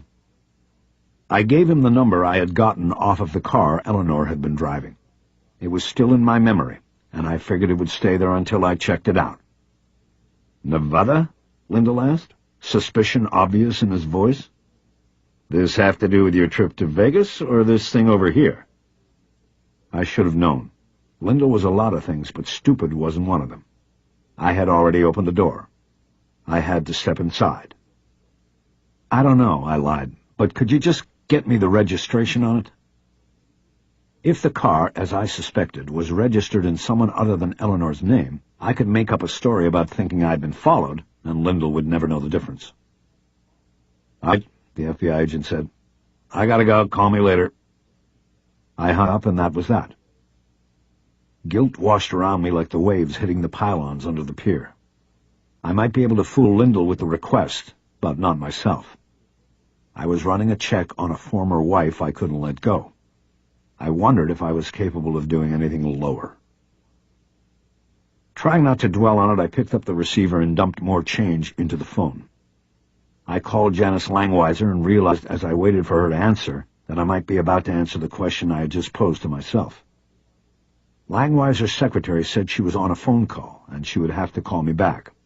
I said I wasn't reachable but would call back in 15 minutes. I hung up and walked around the market, spending the most time in a small store that sold only hot sauce, hundreds of different brands of it. I wasn't sure when I would use it because I rarely cooked at home anymore, but I bought a bottle of Gator Squeezins because I liked the place and I needed more change for the callback. Next stop was the bakery. Not to buy, just to look.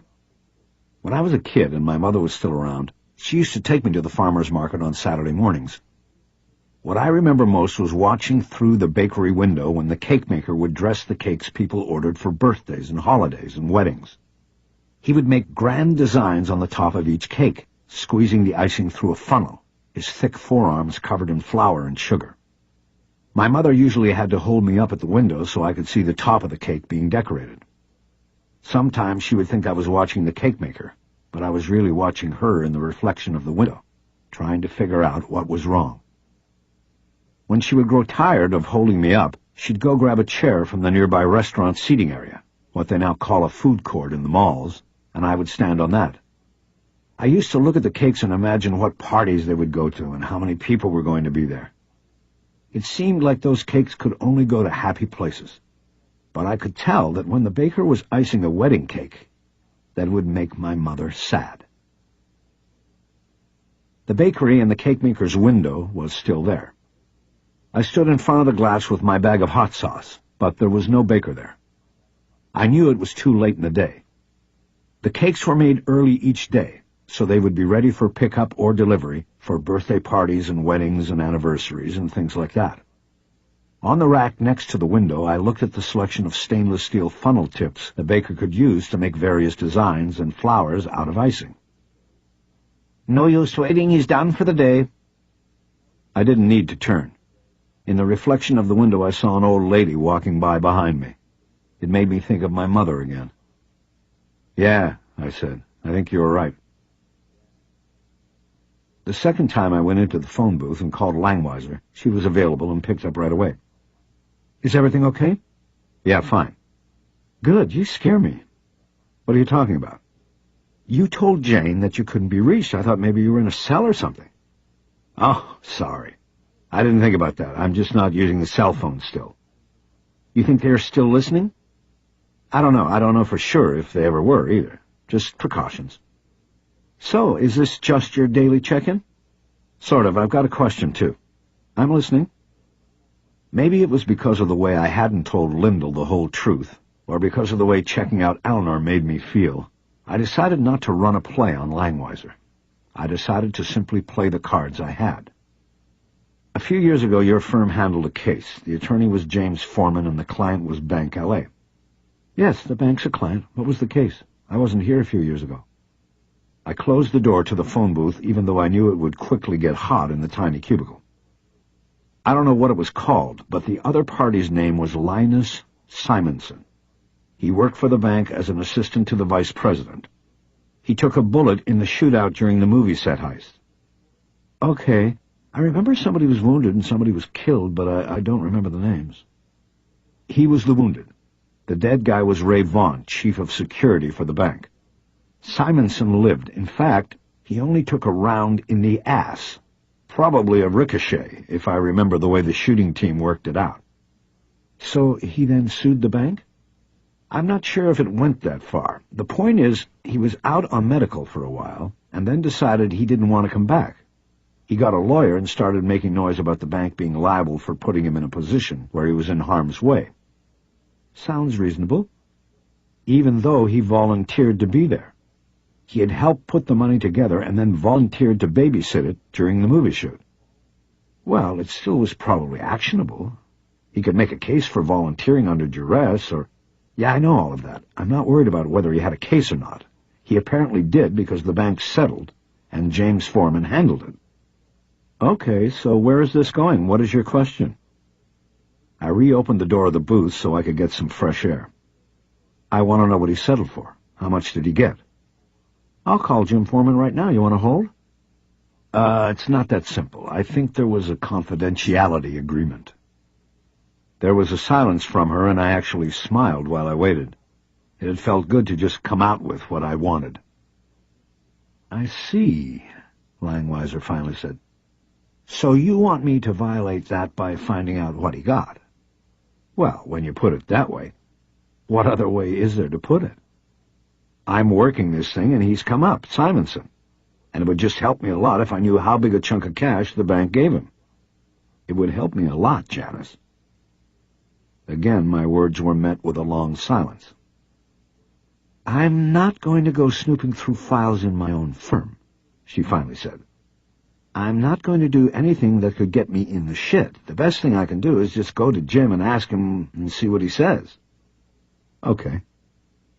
It was better than I thought I would get. The wedge I have is that Bank LA remains a client. If you were saying that this guy Simonson might have been part of this heist, which lost the bank $2 million and its chief of security, then he might be inclined. Hey, that's good. I hadn't thought of that angle. I got excited. I thought maybe she'd be able to get what I needed from Foreman. Don't get excited, Harry. Not yet. Okay. I'll see what I can do, and then I'll call you. And don't worry. If I have to leave a message on your home number, it will be in code. Okay, Janice, thanks. I hung up and left the booth. On the way back through the market in the direction of the parking garage, I passed the cake window and was surprised to see that the baker was there. I stopped for a minute and watched.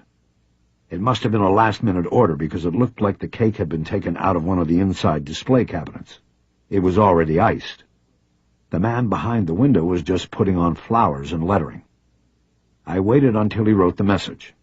It was pink writing on a field of chocolate. It said, "Happy Birthday, Callie." I hoped it was another cake, going to a happy place. Chapter 35. Jocelyn Jones worked in a branch bank on Santa Monica at San Vicente. In a county for decades known as the bank robbery capital of the world, she was in about as safe a location as was possible. Her branch was right across the street from the Sheriff's Department's West Hollywood station. The branch was a two-story Art Deco job with a curving facade with large round windows along its second level. Inside, the teller's counter and new accounts desks were on the first floor, and the executive offices upstairs. I found Jones up there in an office with a porthole that looked over the sheriff's compound to the Pacific Design Center, known locally as the Blue Whale, because from some angles, its blue sheath facade looked like the tail of a humpback protruding from the ocean. Jones invited me to sit down, with a smile. Mr. Skaggs told me you would be coming by and that it was all right to talk to you. He said you were working on the robbery. That's right. I'm glad it hasn't been forgotten about. Well, I'm glad to hear you say that. What can I do for you? I'm not sure. I'm sort of retracing a lot of steps that were taken before, so it might be repetitive, but I'd just like to hear you talk about your part in it. I'll ask questions if I come up with any. Well, there isn't a whole lot for me to tell. I mean, I wasn't there like Linus and poor Mr. Vaughn were. I was mostly around the money before it was transported.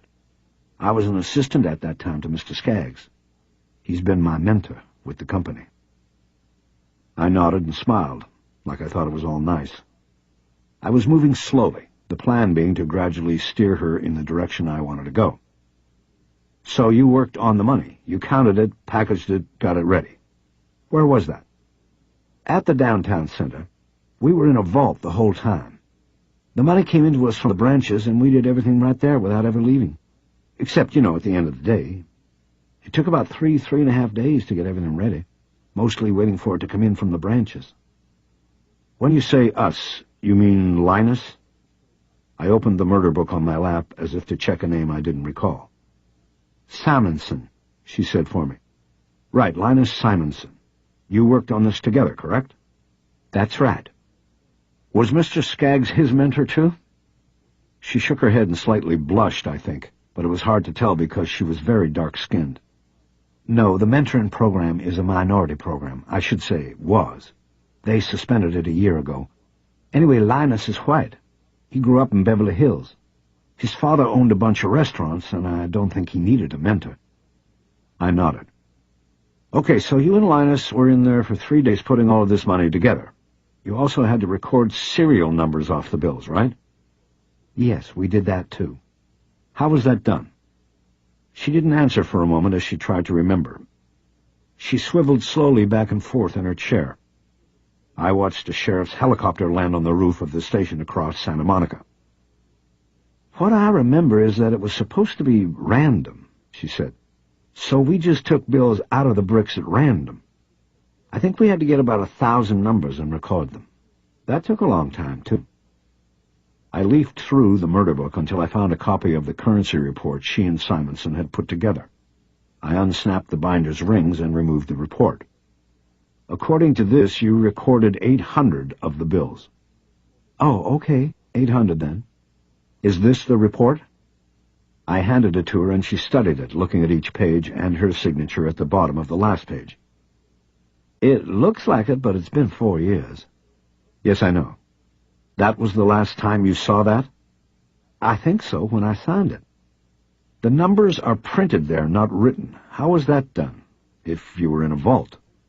Oh, Linus thought it would take forever if we wrote down the numbers and then had to type them into a computer. So he brought his laptop in and we entered them directly. One of us would read off the number while the other typed. Which one of you did which? We both did. We switched. You might think sitting at a table with $2 million in cash on it is a real thrill, but it actually was boring. So we switched around. Sometimes I read and he typed, and then I'd type while he read out the numbers. I thought about this, trying to see how it could have worked. It appeared that having 2 employees put the list together provided a double-checking system, but it didn't. Whether Simonson was reading off numbers or entering them on the laptop computer, he was controlling the data. He could make up numbers in either position, and Jones would not have known it unless she looked at either the bill or the computer screen. Still, it seemed too risky. It was more spur of the moment than part of a thought-out plan. Okay, I said. Then when you were done, you printed out the computer file and signed the report, right? Right. I think so. It was a while back. Is that your signature on there? She flipped to the last page of the document and checked. She nodded. That's it. I held up my hand and she gave me the document back. Who took the report to Mr. Skaggs? Probably Linus. He printed it out. Why are all of these details so important? Her first suspicion of where I was going. I didn't answer. I flipped the report she had been studying to the back page and looked at the signatures myself. Her signature was below Simonson's and above Skaggs' scrawl. It had been the order of signing. Simonson, then her, then it was taken to Skaggs for final sign-off. As I held the report up to the light from the porthole, I thought I saw something I hadn't noticed before. It was only a photocopy of the original, or maybe even a copy of a copy. But even still, there were gradations in the ink in Jocelyn Jones's signature. It was something I had seen before on another case. What is it? Jones asked. I looked at her while putting the document back into the murder book. Excuse me? You look like you saw something important. Oh, nothing. I'm just looking at everything. I have just a few more questions. Good. I should get downstairs. We're closing soon. I'll get out of your hair, then. Mr. Vaughn, was he part of this process in which the money was prepared and the serial numbers documented? She shook her head once. Not really. He sort of supervised us and came in a lot, especially when the money came in from the branches or the Federal Reserve. He was in charge of that, I guess. Did he come in when you guys were dictating the numbers and typing them into the computer? I don't remember. I think he did. Like I said, he came in a lot. I think he liked Linus, so he came in a lot. What do you mean he liked Linus? Well, you know. You mean Mr. Vaughn was gay? She shrugged. I think he was, but not in an open way. It was a secret, I guess. It was no big deal. What about Linus? No, he's not gay. That's why I didn't think he liked Mr. Vaughn coming in so much. Did he say that to you, or was that just your take on it? No, he sort of said something about it one day. Like he joked, saying he was going to have a sexual harassment suit if this keeps up. Something like that. I nodded. I didn't know if this meant anything to the case or not. You didn't answer my question before. What was that? About why you are focusing so much on all of this. The currency numbers, I mean. And Linus and Mr. Vaughn. I'm not really. It just seems that way to you because that is the part of this you are familiar with. But I'm trying to be thorough about all aspects of this. Do you ever hear from Linus anymore? She seemed surprised by the question. Me? No. I visited him in the hospital once right after the shooting. He never came back to work, and so I never saw him again. We worked together, but we weren't really friends. Different sides of the tracks, I guess. I always thought that was why Mr. Skaggs picked us. What do you mean? Well, we weren't really friends, and Linus was, Linus. I think Mr. Skaggs picked two people that were different and weren't friends, so we wouldn't get any ideas. About the money. I nodded and didn't say anything. She seemed to go off into a thought, and then she shook her head in a self-deprecating way. What? Nothing. It's just that I was thinking about going to see him at one of the clubs, but thought they probably wouldn't even let me in. And if I said I knew him, it might be embarrassing, if they called him and he acted like he didn't remember or something. Clubs? There's more than one? She closed her eyes to suspicious slits. You told me you were being thorough, but you really don't even know who he is now, do you? I shrugged. Who is he now? He's Linus. Like, he only uses his first name now. He's famous. He and his partners own the top clubs in Hollywood now. It's like where all the celebrities go to see and be seen. Lines out the door in velvet robes. How many clubs? I think at least 4 or 5 now. I don't really keep track. They started with one and they kept adding. How many partners are there? I don't know. There was a magazine store. Wait a second. I think I saved it. She bent down and opened a drawer at the bottom of her desk. I heard her shuffling its contents around, and then she came out with a copy of Los Angeles Magazine, the coffee table monthly. She started turning its pages. It was a glossy magazine that listed restaurants in the back and usually ran 2 or 3 long feature articles on living and dying in L.A. Behind the gloss was a bite, though. Twice over the years, writers from the magazine had done stories on my cases. I always thought they had come closest of any media reports to the truth of a crime in terms of its effects on a family or neighborhood. The ripple effect. I don't know why I was holding on to this, Joan said, a bit embarrassed after just saying she didn't keep track of her former co-worker.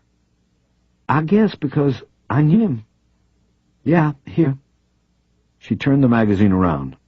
There was a 2-page opening spread on the story under a headline that said, The Night Kings. There was an accompanying photo of 4 young men posed side by side behind a dark mahogany bar. Behind them were shelves of colored bottles, lit from beneath. Can I see that? She closed it and handed it across the desk to me. You can have it. Like I said, I don't think I'll ever be seeing Linus again. He has no time for me. He did what he said he was going to do, and that's that. I looked up from the magazine to her. What do you mean? What did he tell you he was going to do? When I saw him in the hospital.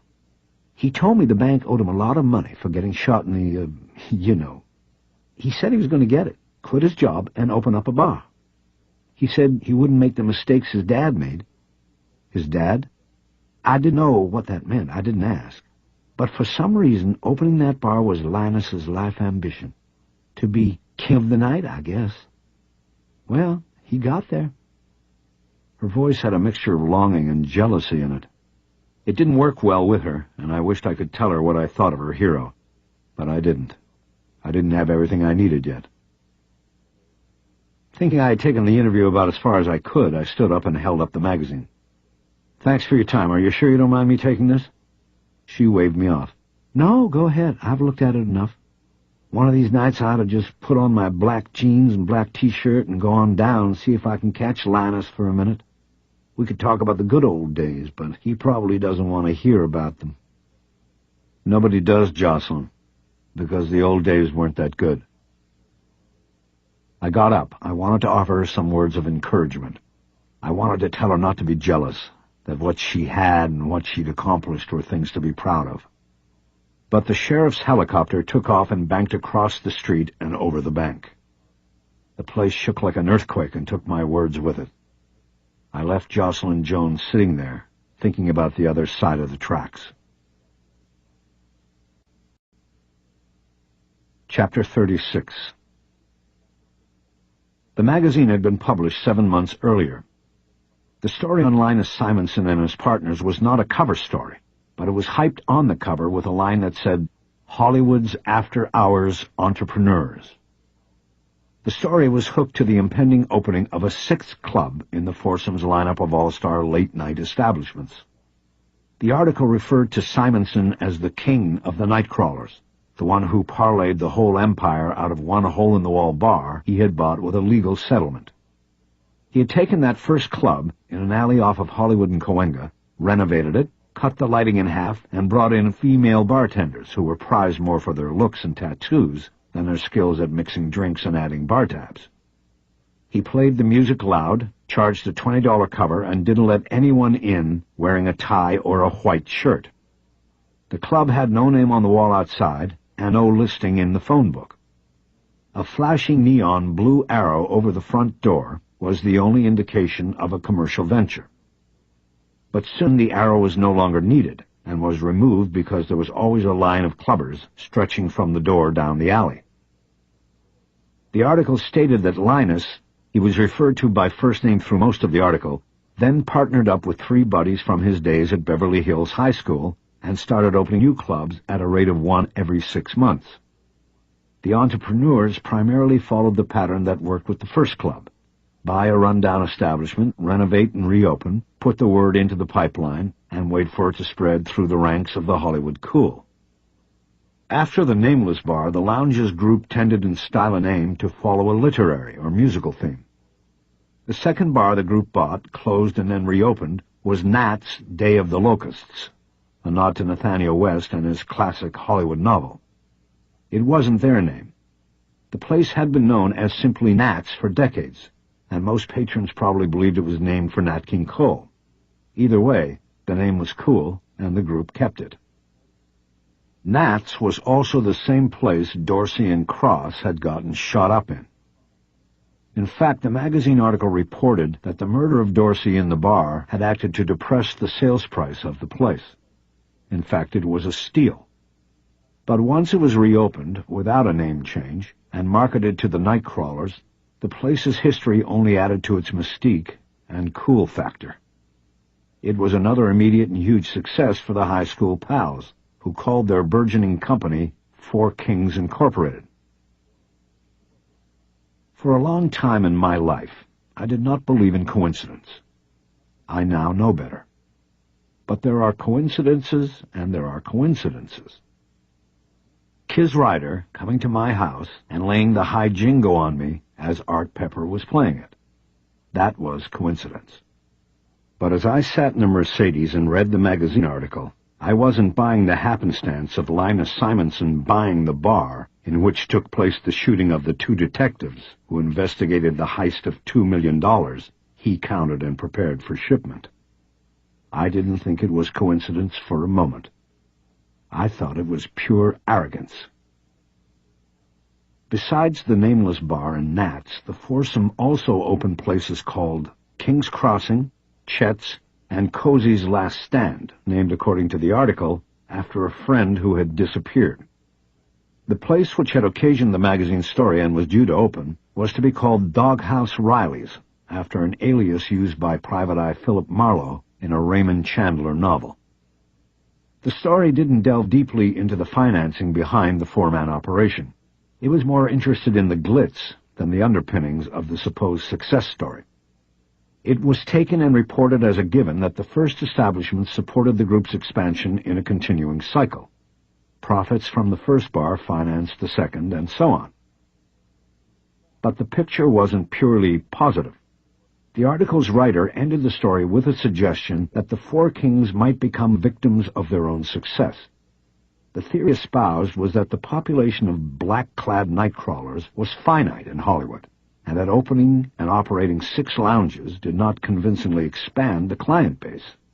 It only spread it out. The article noted that there were also many pretenders to the throne, a raft of inferior, uncool bars and lounges that had opened in recent years. The story ended by noting that on a recent Friday night at midnight there was no line of nightcrawlers waiting to get into the nameless club. It cynically suggested that it might be time to put up the Blue Arrow again. I put the magazine into the binder and sat there thinking about things. I had the sense that things were coming together. I felt anxious because I knew instinctively I was close. I didn't have all the answers, but experience told me that they would come. What I had was the direction. It had been more than 4 years since I had looked down on Angela Benton's body, and I finally had a solid suspect. I opened the center console and got out the cell phone. I figured there would be no harm in calling my own home number. I checked messages and found I had 2. The first was from Janice Langweiser. It was short and sweet. "It's me, call me, but use all precautions." I knew that meant a payphone. The next message was from Roy Lindell. He also followed the standard of brevity. "All right, that's all I got, something for you, call me." I looked around. I was parked in front of a post office on San Vicente. My meter was up, and I was out of change for both the parking and the calls I needed to make. But I figured there would be a phone inside the post office and a machine for getting change to buy stamps from other machines. I got out and went in. The main post office was closed, but in an outer room that was open after hours, I found the machine and payphone I was looking for.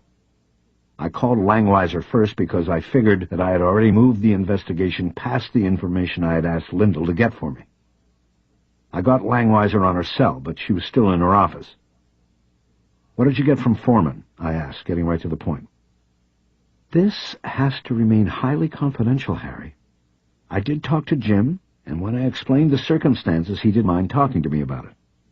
The caveat being that this information goes into no reports, and you never reveal its source."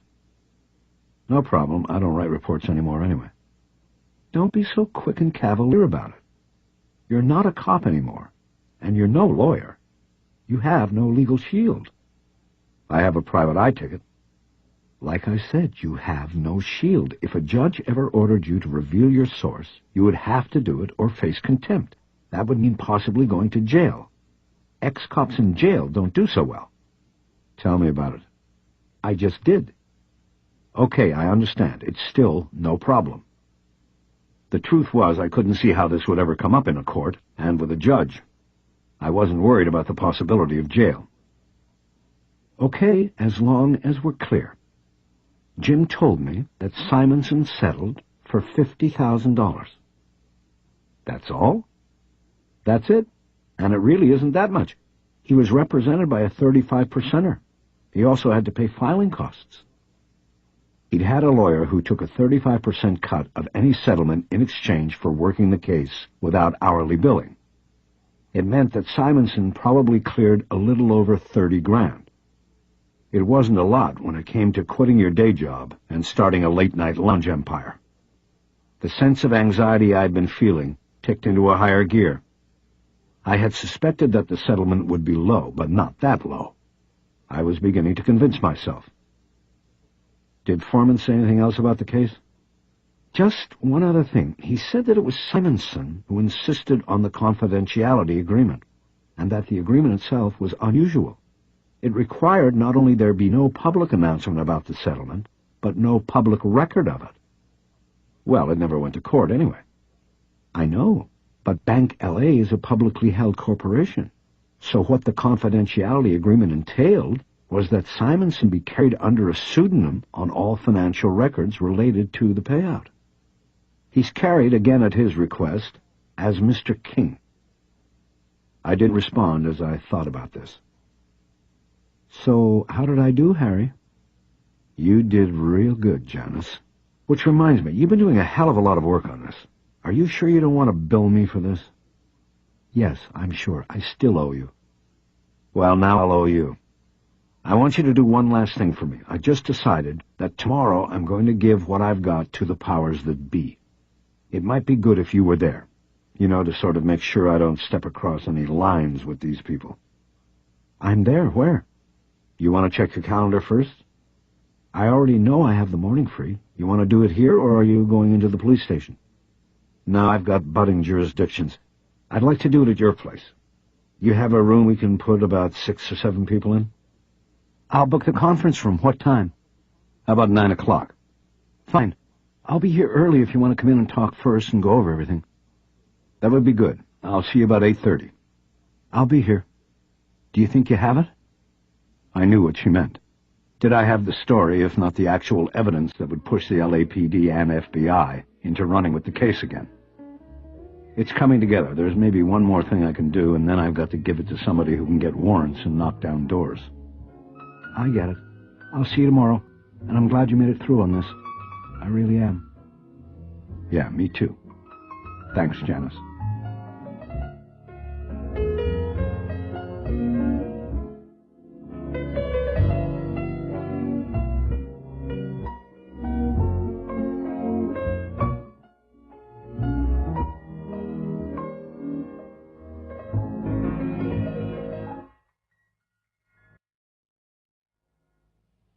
After hanging up, I realized I had forgotten about the parking meter.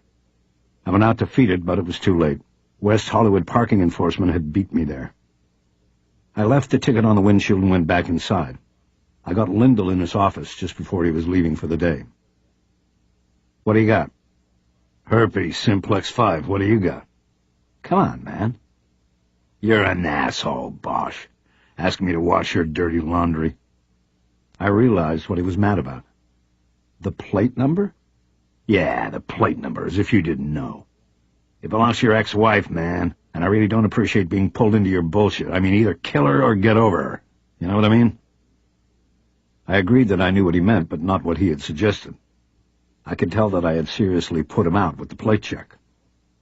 Roy, all I can tell you is that I didn't know. I'm sorry. You're right, I shouldn't drag you in, and I am sorry I did. There was silence, and I thought I had placated him. Roy? What? Did you write down the address from the registration? You fucking asshole. He vented for another minute, but eventually grudgingly gave me the address Eleanor's car was registered to. There was no apartment number with it. It looked like she had not only come up a level in wheels, she was living in a house now. Thanks, Roy. It's the last time on that, I promise. Anything come up on the other thing I asked about? No good, nothing useful. The guy's record is pretty clean. There is some juvenile stuff, but it's all sealed. I didn't go any further with it. Okay. I wondered if the juvenile stuff involved his former Beverly Hills High classmates and now partners. The only other thing is that he's a junior. There is another Linus Simonson on the computer. Going by the age, it looks like Daddy. What's he on there for? He's got an IRS rep and a bankruptcy. It's all old stuff. How old? The IRS came first, like they usually do. That was 94. The old man went bankrupt 2 years later. Who is this guy, Linus, and why did you want me to check him for a tail? I didn't answer as I found myself looking into a most wanted picture on the post office wall. A serial rapist. But I wasn't really looking at him. I was looking at Linus. I was working the interior circuits as another piece fell into place. Linus said he wasn't going to make the same mistakes as his father, who had gone belly up and broke, an IRS collar around his neck. The question that poked through all of that was, how does a guy with no job and no backing from Daddy parlay the 30 grand he's got in his pocket into the purchase and major renovation of a bar, and then another, and then another. Loans, maybe, if he qualified, or maybe with a $2 million bank withdrawal. Bosch, you there? I came out of it. Yeah, I'm here. I asked you a question. Who is this guy? Is he on the movie deal? It's looking like it, Roy. What are you doing tomorrow morning? I'm doing what I'm always doing. Why? If you want a piece of this, be at my lawyer's office at 9, and don't be late. Is this guy connected to Marty? If he's the guy, I don't want a piece. I want all of it. I don't know yet, but he'll get us closer, that's for sure. Lyndall wanted to ask more questions, but I cut him off. I had more calls to make. I gave him Langweiser's name and address, and he finally said he would be at the law office at 9. I hung up and then called Sander Zatmari and gave him the same invite. He said to count him in. Lastly, I called Kiz Ryder in the administration office at Parker Center and extended the invitation to her as well. She went from 0 to 60 on the anger speedometer in about 5 seconds. Harry, I warned you about this. You are going to find yourself in a lot of trouble. You can't just work a case and then call in a gangbang when you think it's time we were made privy to your private investigations. Kiz, I already did. You just have to decide if you want to be there or not. There will be a nice piece of this for somebody at the LAPD. As far as I'm thinking, it might as well be you. But if you're not interested, I'll call RHD. God damn it, Harry. In or out? There was a long pause. I'm in, but Harry, I'm not going to protect you. I wouldn't expect it. Who is your lawyer? I gave her the information and was ready to hang up. I felt a sense of dread about our damaged relationship. It seemed permanent to me. Okay, see you then, I finally said. Yes, you will, she replied sternly. I remembered something I needed. Oh, and Kiz, see if you can find the original of the currency report. It should be in the murder book. What currency report? I explained, and she said she would look for it. I thanked her and hung up. I went out to my car and grabbed the parking ticket off the windshield. I got in and threw it over my shoulder into the back seat for good luck. It was almost 7 on the dashboard clock. I knew things didn't get going in the Hollywood club scene until 10 or later. But I had forward momentum and didn't want it to ebb away by me just going home and waiting. I sat there thinking with my hand over the top of the wheel, ticking my fingertips on the dashboard. Soon they were going through the phrasing that Quentin McKinsey had taught me, and when I realized this, I knew how I could spend the next few hours. I opened up the cell phone again. Chapter 37. Sugar Ray McKay was waiting for me in his chair in his room at the Splendid Edge. The only indication that he knew he was going out was the pork pie hat he was wearing. He'd once told me he only wore it when he went out to hear music, which meant he rarely wore it anymore. Under the brim his eyes were sharper than I'd seen them in a long while. "This is going to be fun, dog," he said, and I wondered if he'd been watching too much MTV. "I hope they've got a decent crew for the first set. I didn't even check." "Don't worry, it'll be fine." He drew out the last word. "Before we go, can I borrow that magnifying glass you used to read the TV guide?" "Sure can. What do you need?" He dug the glass out of a pocket on the arm of his chair while I took the last page of the currency report out of my shirt pocket and unfolded it. Sugar Ray handed me the glass and I went over to the bed table and turned on the lamp. I held the page over the top of the shade and then studied Jocelyn Jones's signature with the magnifier. I got a confirmation of something I had seen earlier while in her office. "What is it, Harry?" Sugar Ray asked. I handed him the glass back and started refolding the paper. "Just something I've been working on. Something called Forger's Tremor." Man, I got tremors all over." I smiled at him. "We've all got them one way or the other. Come on, let's go. Let's hear some music." "I'm going. You turn that lamp off. That costs money." We headed out. As we went down the hallway, I thought of Melissa Royal and wondered if she might be visiting her mother. I doubted it. A moment of dread spiked me because I knew the day was coming that I would have to sit down with Melissa and tell her I was the wrong guy.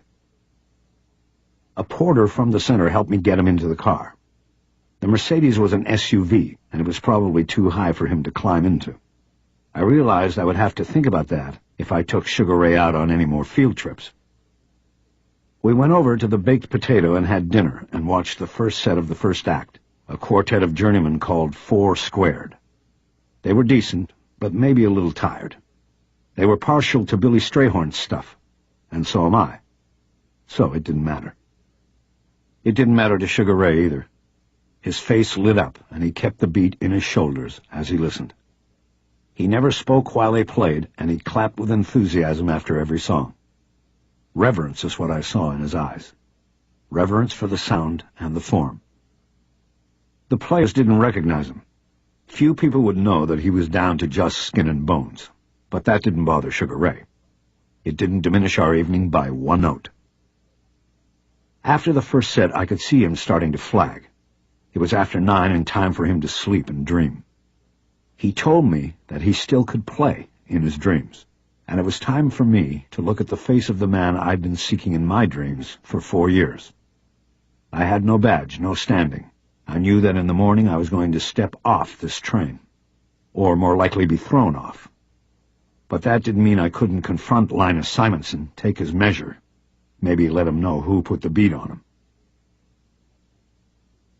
When we got back to Splendid Edge, I left Sugar Ray dozing in the front seat while I went in to get the porter. Getting him into the Mercedes outside the Baked Potato had been a chore by myself. I gently shook him awake, and then we got him down onto the sidewalk. We walked him in and then down the hall to his room. Sitting on his bed, trying to shake off the sleep, he asked me where I'd been.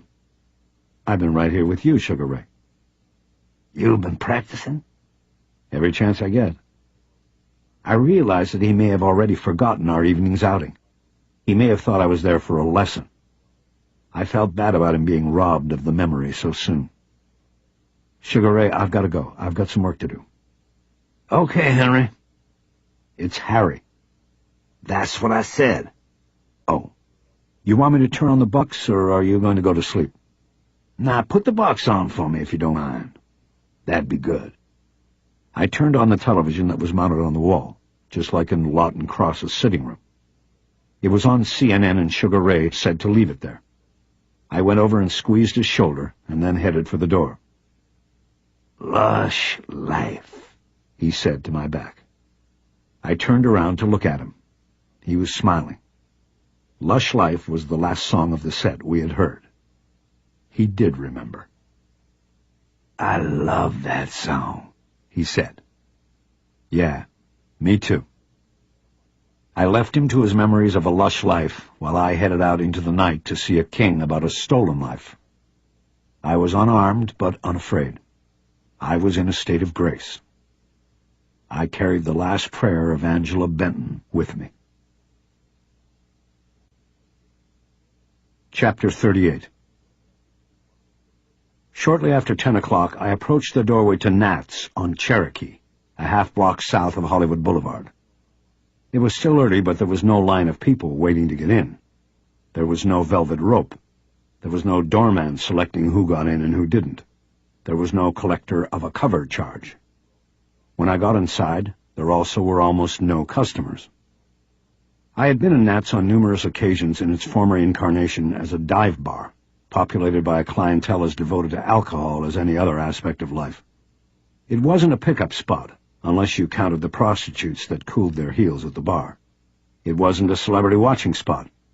It was a drinking spot, and that was the sum of its entire purpose, and as such, it had an honest character. As I walked in and saw all the polished brass and rich woods, I realized that what it had now was glamour, and that was never the same or as long-lasting as character. It didn't matter how many people lined up on opening night. The place wasn't going to go the distance. I knew that within 15 seconds. The place was doomed before the first Citron Martini was poured, shaken, not stirred, into its frosted glass and placed on a black napkin. I went right to the bar where there were 3 other patrons who looked like tourists in from Florida, looking for a dose of much-needed California cool. The bartender was tall and thin and wore the requisite black jeans and tight body shirt that allowed her nipples to introduce themselves to the customers. She had a black ink snake wrapped around one bicep, its forked red tongue licking the crook of her elbow, where the needle scars were evident. Her hair was shorter than mine, and on the nape of her neck a barcode was tattooed. It made me think of how much I enjoyed discovering Eleanor Wish's neck the night before. "There's a $10 cover," the bartender said. "What can I get you?" "What does it cover? This place is dead." "Stick around. That's $10. I made no move to give the money. I leaned on the bar and spoke quietly. "Where's Linus?" "He's not here tonight." "Then where is he? I need to talk to him." "He's probably at Chet's. That's where he keeps his office. He doesn't usually start bopping around to the places until after midnight. Are you going to pay the 10? "I don't think so. I'm leaving." She frowned. "You're a cop, aren't you?" I smiled proudly. "Going on 28 years. I left off the part about the 28 years coming before I retired. I figured she'd get on the phone and send the word. A cop was coming. That might work in my favor. I reached in my pocket and pulled out a 10. I tossed it onto the bar. "That's not the cover. That's for you. Get a haircut." She put an exaggerated smile on her face, one that showed she had a nice set of dimples. She snatched the 10. "Thanks, Dad." I smiled as I walked out. It took me 15 minutes to get over to Chet's on Santa Monica, near La Brea. I had the address thanks to Los Angeles Magazine, which had conveniently put a listing of all of the Four Kings establishments in a box on the last page of the story. Again, there was no line and few customers. I was beginning to think that once you are declared cool in the tourist books and magazines, then you're dead in the water. Chet's was almost a carbon copy of Nat's, right down to the sullen bartender with the not-so-subtle nipples and tattoos. The one thing I liked about the place was the music. Chet Baker's Cool Burnin' was playing when I walked in, and I thought maybe the Kings might have some taste after all. The bartender was déjà vu all over again, tall, thin, and in black, except her bicep tattoo was Marilyn Monroe's face circa Happy Birthday, Mr. President. "You the cop?" she asked before I said a word. "You've been talking to your sister. I guess she told you I don't pay cover." "She said something about that." "Where's Linus?" "He's in his office. I told him you were coming." "That was nice of you." I stepped away from the bar, but pointed at her tattoo. "Your mum?" "Hey, come here. Take a look."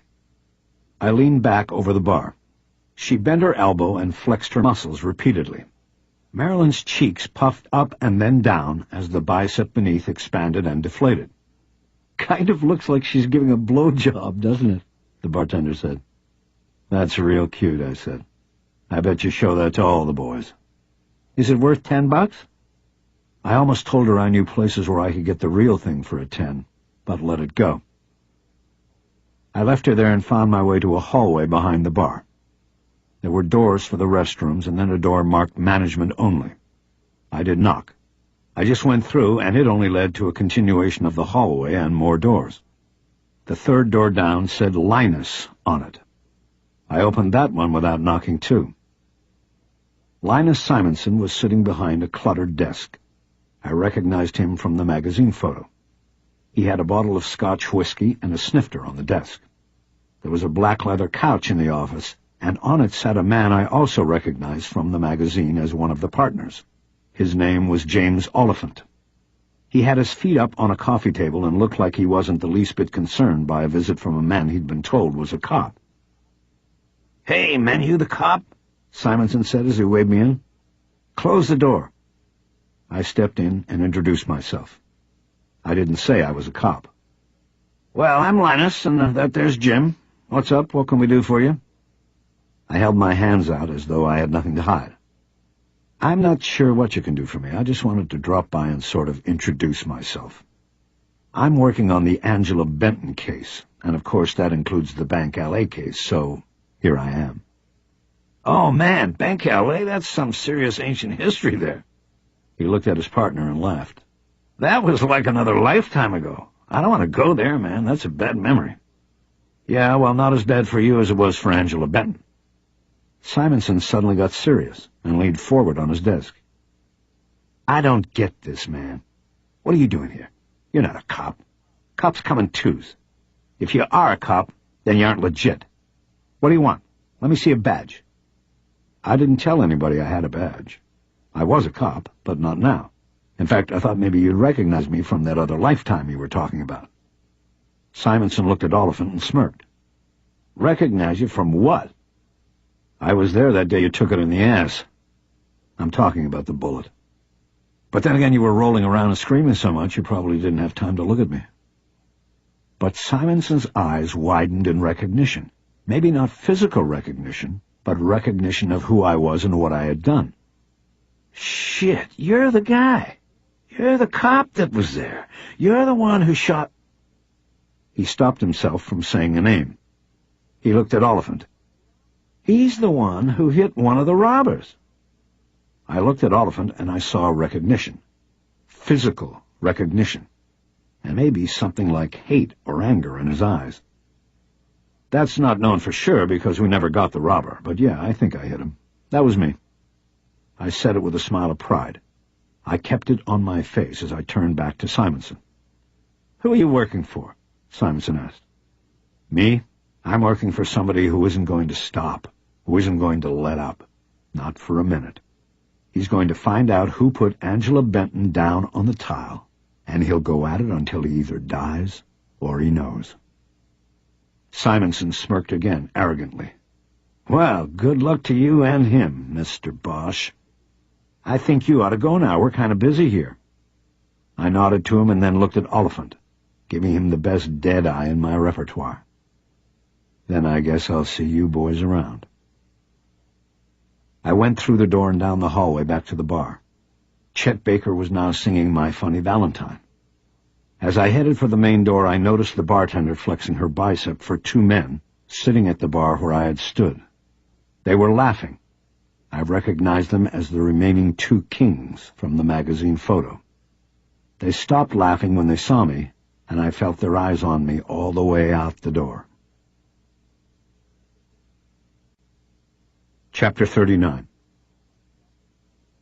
On the way home, I stopped at the 24-hour Ralph's on Sunset and bought a bag of coffee. I didn't expect that I'd be getting much sleep between the night and the confab the following morning at Langweiser's office. I needed to go over everything, put together the story I would be presenting. Driving up the hill to my house, there are too many curves to use the rearview mirror to check for a tail. But there is one sweeping curve halfway up that allows you to look to your right out the passenger window and across the drop-off to the road you just covered. It's always been my habit to slow at this spot and check for a trailer. This night I slowed more than usual and watched a little longer. I didn't expect my visit to Chet's to be taken as anything other than a threat, and I wasn't wrong. As I looked across the drop-off, I saw a car with no lights on round the hill and move into the sweeping curve. I eased the gas pedal down and slowly picked up speed again. After the next curve, I punched it and put a little more distance between us. I pulled all the way into the carport next to my house and quickly got out with the bag from the store. I moved into the darkest corner of the carport and waited. I heard the trail car before I saw it. Then I watched it glide by. A long Jaguar. Someone was lighting a cigarette in the back seat, and in the glow from the flame, I saw the car was full. The four kings were coming for me. After the Jag had gone by, I saw the bushes across the street glow red, and I knew they were stopping just past my house. I moved to the door that led into the kitchen and went inside, making sure to lock the door afterward. This was the moment when people without badges called the police for help. It's when they desperately whispered, "Hurry, please, they are coming." But badge or no badge, I knew that was not an option for me now. This was my play, and I didn't care in that moment about what authority I had or didn't have. I had not carried a gun since the night I left my badge and service pistol in a drawer at Hollywood Division and walked out. But I had a weapon.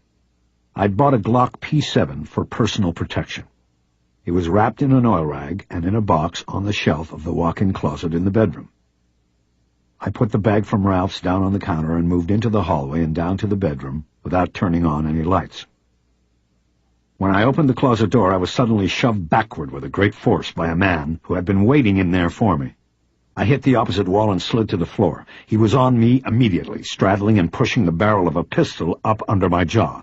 I managed to look up, and in the pale light coming in through the French door leading to the deck, I could see who it was. Milton! What the— Shut up, asshole. You surprised to see me? Did you think I was going to let them wash me down the toilet without doing something about it? I don't know what you're talking about. Listen, there are people— I said shut the fuck up. I want the discs, you understand? I want the original data chip. Listen to me. There are people about to come in here for me. They want— He shoved the barrel in so deep under my jaw that I had to stop talking. The pain sent shards of red glass across my vision. Milton held the gun there and leaned down, his breath in my face as he spoke. I've got your gun right here, Bosch, and I'm going to turn you into another suicide statistic if you don't— There was a sudden crashing sound from the hallway, and I knew it was the front door coming in off its hinges. Then there were footsteps. Milton jumped up off me and stepped through the bedroom door into the hallway. Almost immediately there was the booming thunder of a shotgun blast, and Milton was slammed back against the wall and then slid down to the floor. I knew they had mistaken him for me. It was a break worth a few seconds at the most. I rolled over and quickly moved to the French door. As I opened it, I heard someone's panicked voice call out from the hallway. "It's not him!" The door squealed when I opened it, its hinges protesting from lack of use. I quickly crossed the deck and went over the railing like a cowboy mounting a stolen horse. I went down the railing until I was hanging from the deck, 20 feet above the sharply sloping ground below. In the dim moonlight, I looked for one of the iron support beams that held the deck and house to the side of the hill. I was intimately familiar with the design of the house, having supervised its ground-up reconstruction after the '94 earthquake. I had to move 6 feet along the edge of the deck before I could then reach in and grab hold of one of the support beams. I wrapped my arms and legs around it and slid down to the ground. As I went down, I heard their footsteps on the decking above me. "He went down there! He went down there!" "Where? I don't see—" "He went down there! You two go, we'll take the street." I was on the ground beneath the shelter of the deck. I knew if I stepped out and tried to make my way down the steep slope to one of the streets or houses in the canyon below, I would be exposed to my armed pursuers. Instead, I turned and decided to climb up the hill under the house and further into the shelter of the structure. I knew there was a trench dug into the ground up there where the sewer main had to be replaced after the quake. Above me, there would also be a trapdoor that opened beneath the rug in the hallway. But I had designed it during the rebuilding of the house as an escape route, not a means of ingress. It was locked from inside and no use to me at the moment. I moved up the hill, found the trench, and rolled into it. I blindly moved my hands around at the bottom, looking for a weapon. All I found were cracked pieces of the old sewer main. I found one shard that was triangular and might work as a weapon. It would have to do. 2 men moved like shadows down the support beams to the ground below the deck. The moonlight reflected off the steel of their pistols. The reflections also showed me that one had on eyeglasses, and I remembered him from the magazine story and photo. His name was Bernard Banks, known as B.B. King among the night crawlers. He had been at the bar at Chet's when I had left. The 2 shadows exchanged whispers and then split up, one moving down the hill and to the left, the other, Banks, maintaining his position. It was some kind of tactical strategy in which one would hopefully chase me into the waiting pistol of the other. From my angle above him, Banks was a hard target silhouetted by the lights from the canyon below. He was 50 feet from me, but I had nothing to use as a weapon but a shard of old iron pipe. Still, it was enough. I had survived more missions into the tunnels of Vietnam than I could remember. I'd once spent a whole night in the elephant grass with the enemy moving all around me, and I had lived and worked for 25-plus years on the streets of this city, with a badge. This kid was going to be no match for me. I knew none of them would be. When Banks turned to look down the canyon slope, I rose up in the trench and threw the pipe shard into the brush out to his right. It made a sound like an animal moving through high grass. As he turned, tensed, and raised his weapon, I slid over the top of the trench and started moving down the slope toward him, all the while keeping one of the iron beams between us as a sound and visual blind. I got to the beam, and he still had not turned from the direction of the sounds in the brush. He was just putting the misdirection together and finally turning back when I got to him. My left fist hit him squarely between the eyes, while my right closed over the gun, and I put a finger through the trigger guard. I had actually been aiming for his mouth, but the punch broke his glasses in half at the bridge and staggered him just the same. I pivoted and swung him in a 180-degree arc, gathering momentum and putting him head first into one of the support beams. His skull made a sound like a water balloon breaking, and the iron beam hummed like a tuning fork. He dropped to the ground like a bag of wet laundry. I put his gun into the waistband of my pants and then turned him over. The blood on his face looked black in the moonlight. I quickly propped his back against the beam, brought his knees up, and folded his arms on top of them. I leaned his face down on his arms. Soon I heard the other one call for him from further down the hillside. "Beebe, you got him? Hey, Beebe!" I backed away from Banks and crouched in the bushes 10 feet away. I pulled the gun from my pants. In the moonlight, I could not tell the make. It was a black steel pistol with no safety, probably a Glock. I then realized it was probably my own gun. It must have been the one Milton had shoved into my neck. Banks had then taken it from his body. I heard the other one approaching in the brush. He was coming from my left and would cross within 5 feet of me when he approached Banks. I waited until I heard him and knew he was close. "Banks, what are you doing, you pussy? Get up and—" He shut up when he felt the barrel of the gun against his neck. "Drop the gun, or you die right here." I heard it hit the ground. With my free hand, I reached up and grabbed the back of his collar and pulled him around and then back underneath the shelter of the deck, where we couldn't be seen from above. We were both facing the lights of the canyon and the freeway below. He was the fourth king, the one in the magazine picture who had the bar towel over his shoulder.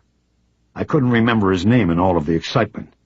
He'd been sitting at the bar at Chet's with Banks. "What's your name, asshole?" "Jimmy Fazio, look, "Shut up." He was quiet. I leaned forward and whispered into his ear. "Look at the lights. You are going to die here, Jimmy Fazio. The lights are the last thing you'll ever see." "Please." "Please? Is that what Angela Benton said? Did she say please to you?" "No, please. No, I mean, I wasn't even there." "Convince me." He didn't say anything. "Or die." "Okay, it wasn't me. Please believe me. It was Linus and Vaughn. It was their idea, and they did it without even telling the rest of us. We couldn't stop it because we didn't know about it." "Yeah, what else? You're only alive because you're talking." "That's why we shot Vaughn. Linus said we had to because he was going to take the money and pin the girl on Linus." "What about Linus getting shot? Was that part of the plan?" He shook his head. "That wasn't supposed to happen, but we figured out how to make it work, like a cover for us, buying the clubs." "Yeah, it worked all right. What about Marty Gessler and Jack Dorsey?" "Who?" I jammed the gun's muzzle hard into his neck. "Don't give me that shit. I want the whole goddamn story." "I don't—" "Faz, you fucking coward!" The voice came from above us. I looked up and saw the upper body of a man hanging down over the edge of the deck. His arms were extended, 2 hands on a gun. I let go of my captive and dove left just as the gunfire erupted. The shooter was Oliphant. He screamed as he fired, just blindly screamed. The whole shelter area beneath the house lit up with the flashes. Slugs ricocheted off the iron beams. I came up on the side of one of the beams and fired 3 times in a quick burst at him. His shout cut off, and I knew I'd hit him. I watched as he dropped his gun, lost his balance, and fell the 20 feet down, making a heavy thud in the bushes. I looked around for Fazio and found him on the ground near Banks. He'd been hit in the upper chest, but was still alive.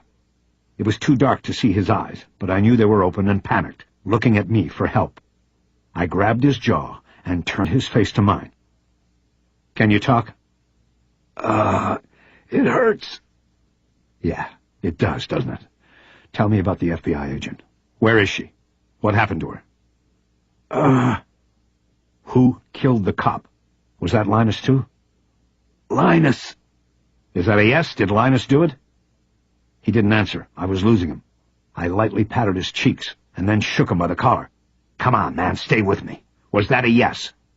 Fazio, did Linus Simonson kill the cop? Nothing. He was gone. Then a voice came from behind me. I think that would be a yes. I turned. It was Simonson. He had found the trapdoor and come down out of the house behind me. He was holding a sawed-off shotgun.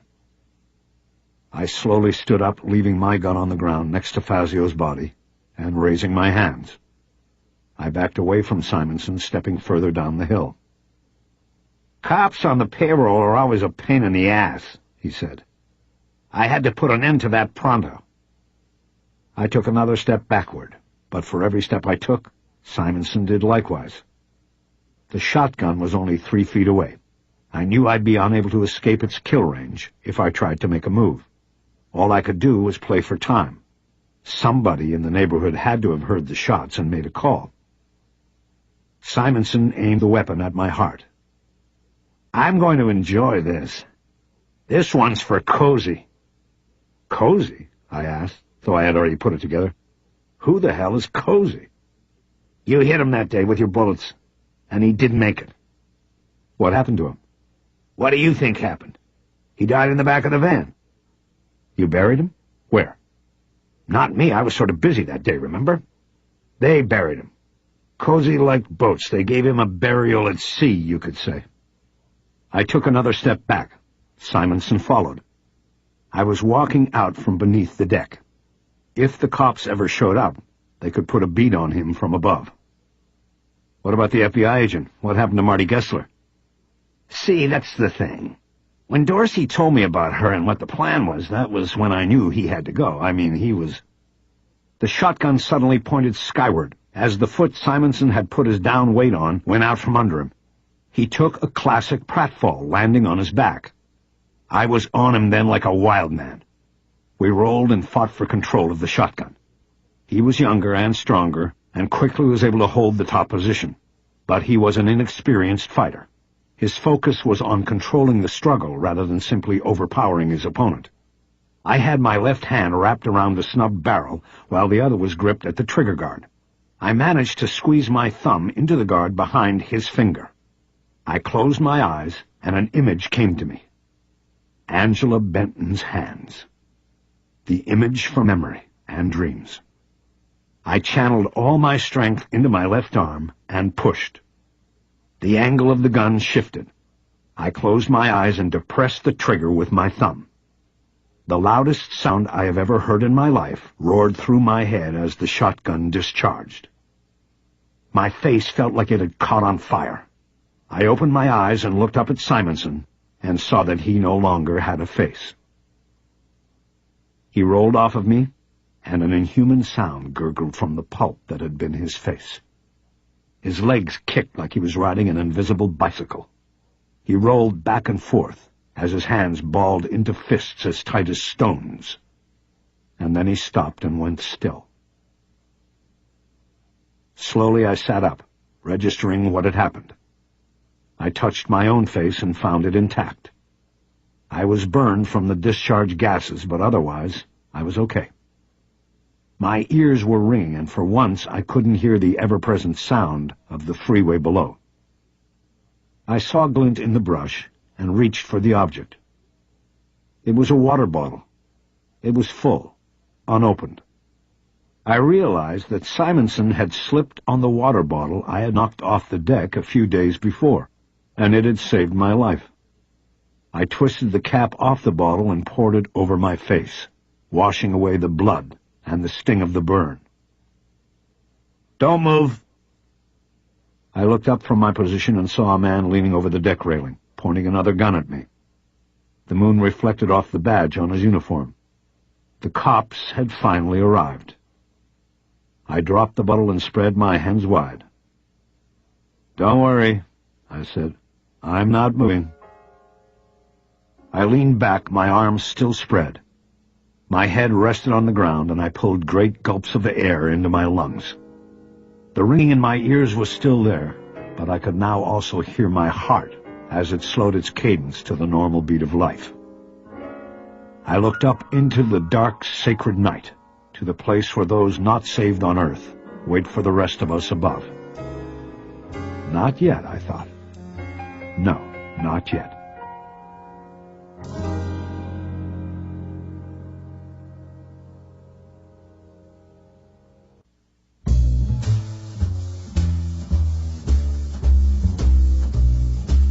Chapter 40.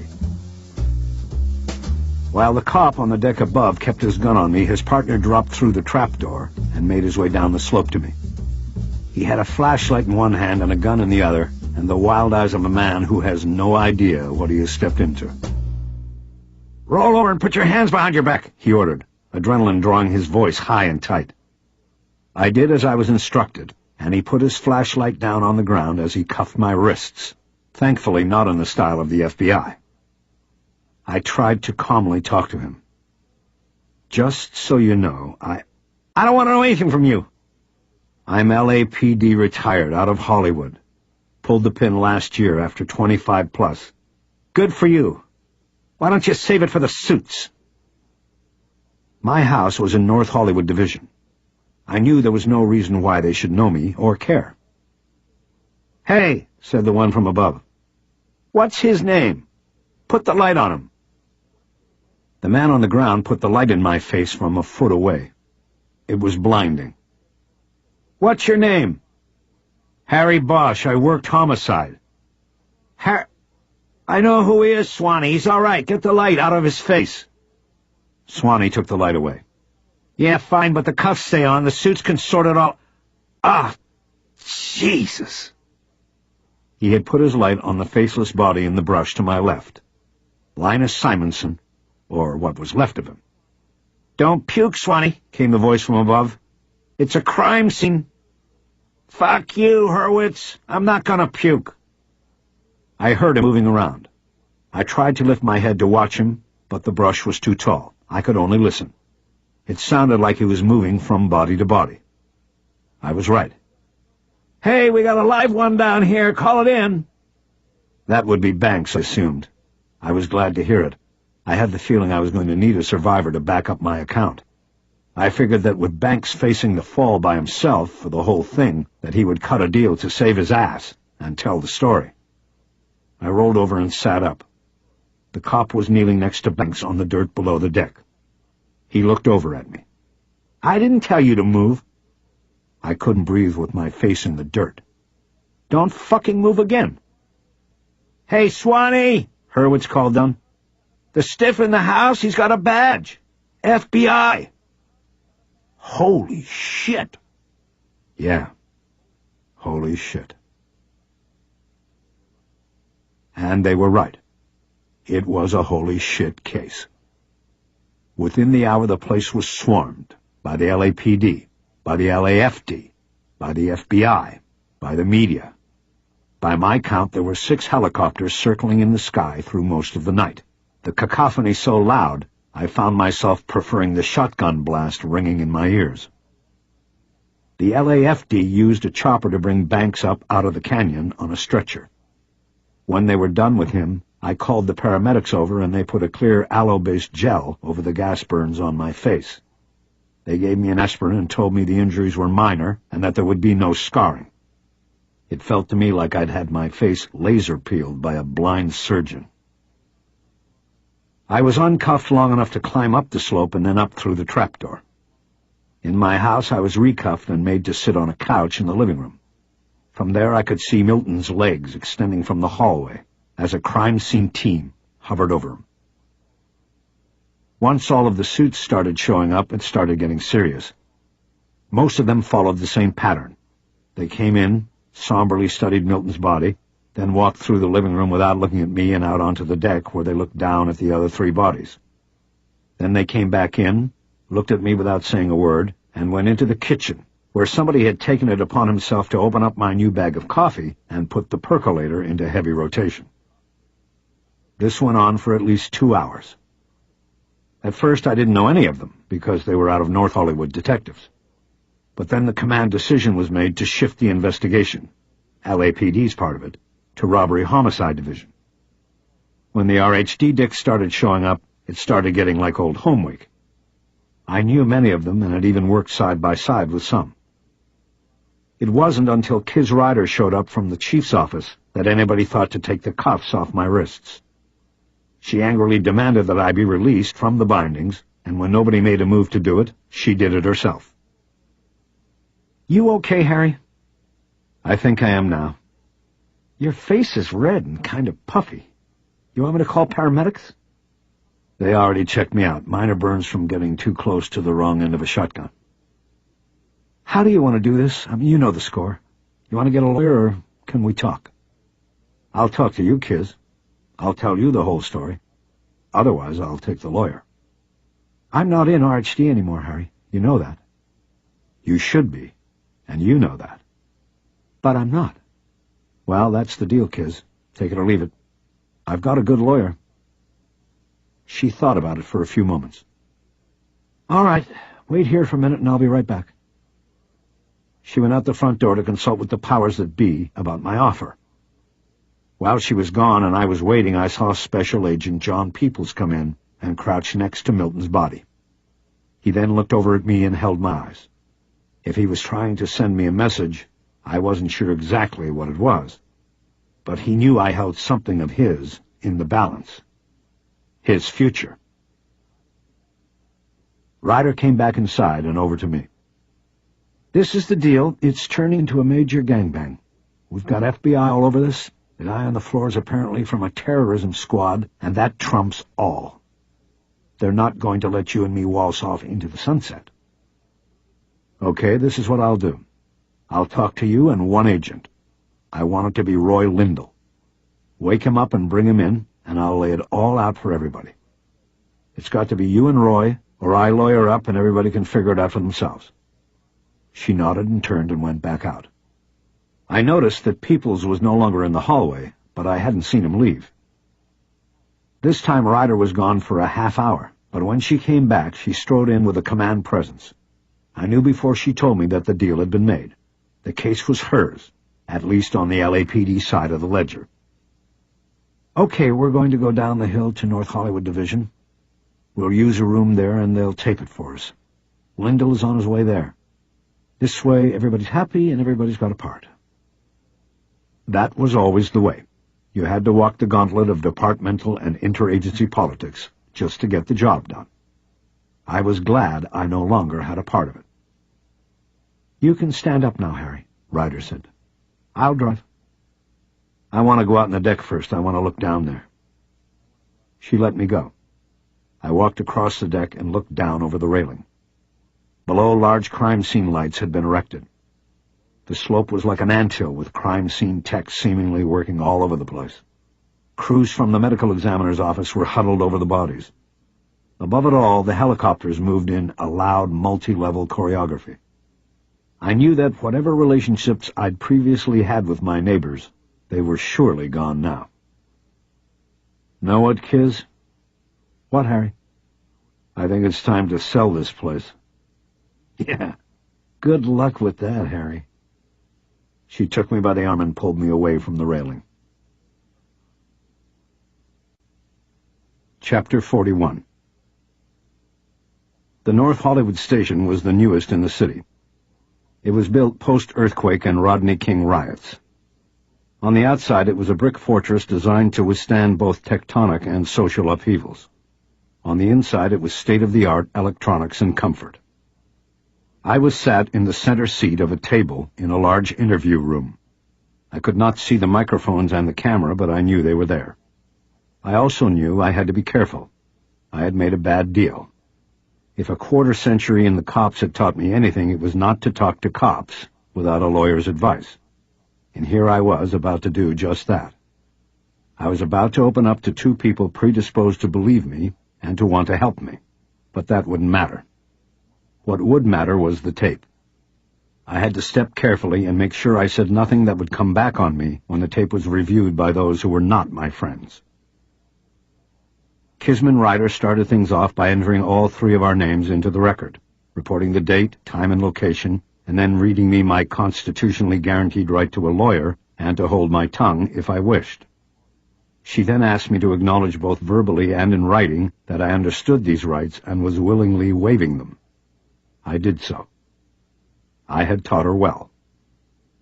She then got right to it. "Okay, Harry, you have 4 people, including a federal agent, dead at your house, not to mention the 5th man in a coma. You want to tell us all about it?"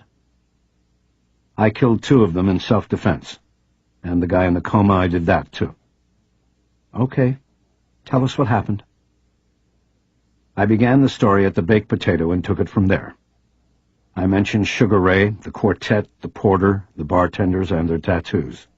I even described the cashier I had bought the coffee from at Ralph's. I used as much detail as I could remember because I knew that the details would convince them once they checked it all out. I knew from experience that conversation was hearsay. It wasn't provable one way or the other. So if you were going to tell a story about what people had said and how they had said it, especially people who were no longer alive, then you best salt the story with the things that could be checked and proven. The details. Safety and salvation were in the details. So I put everything I could remember on the tape, right down to the Marilyn Monroe tattoo. That one made Roy Lindell laugh, but Ryder didn't see the humor in it. I walked them through the story, describing things as they had happened. I offered no background story because I knew that would come out in the questioning that would follow. I wanted them to have a moment-by-moment and detail-by-detail account of what had happened. I did not lie in what I told them, but I didn't tell them everything. I still wasn't sure how to play the Milton angle. I would wait for a signal from Lindell on that. I was sure he had been given his orders long before he got to the station. I held the Milton details out for Lindell. The detail I held out for myself was what I had seen when I closed my eyes before pressing the shotgun's trigger. I kept the image of Angela Benton's hands to myself. "And that's it," I said when I was done. Then the uniform showed up, and here we are. Ryder had been jotting down notes occasionally on a legal pad. She put her pad down and looked at me. She seemed mortified by the story. She probably believed I was very lucky to have survived it. "Thank you, Harry. That was certainly a close call for you." "It was about 5 close calls." I think we're going to take a break for a few minutes. Agent Lindell and I are going to step out and talk about this, and then I'm sure we will come back with some questions." I smiled. "I'm sure you will." "Can we get you anything?" "Coffee would be nice. I've been up all night, and at the house they wouldn't give me any from my own machine." "Coffee coming up." She and Lindell got up and left the room.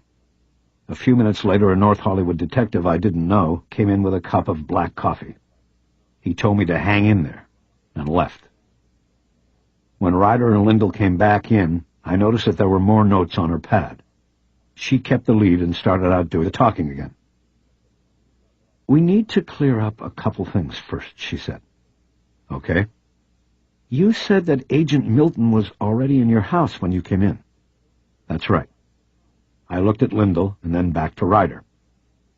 "You said you were in the process of informing him that you believed you had been followed home when the front door was kicked in by the intruders." "Correct." "He stepped into the hall to investigate and was immediately hit with a blast from a shotgun, presumably fired by Linus Simonson."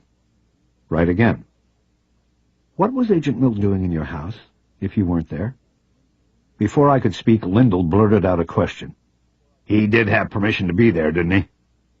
"Hey, how about we take one question at a time?" I said. I looked at Lindell again, and his eyes turned down to the table. He couldn't look at me.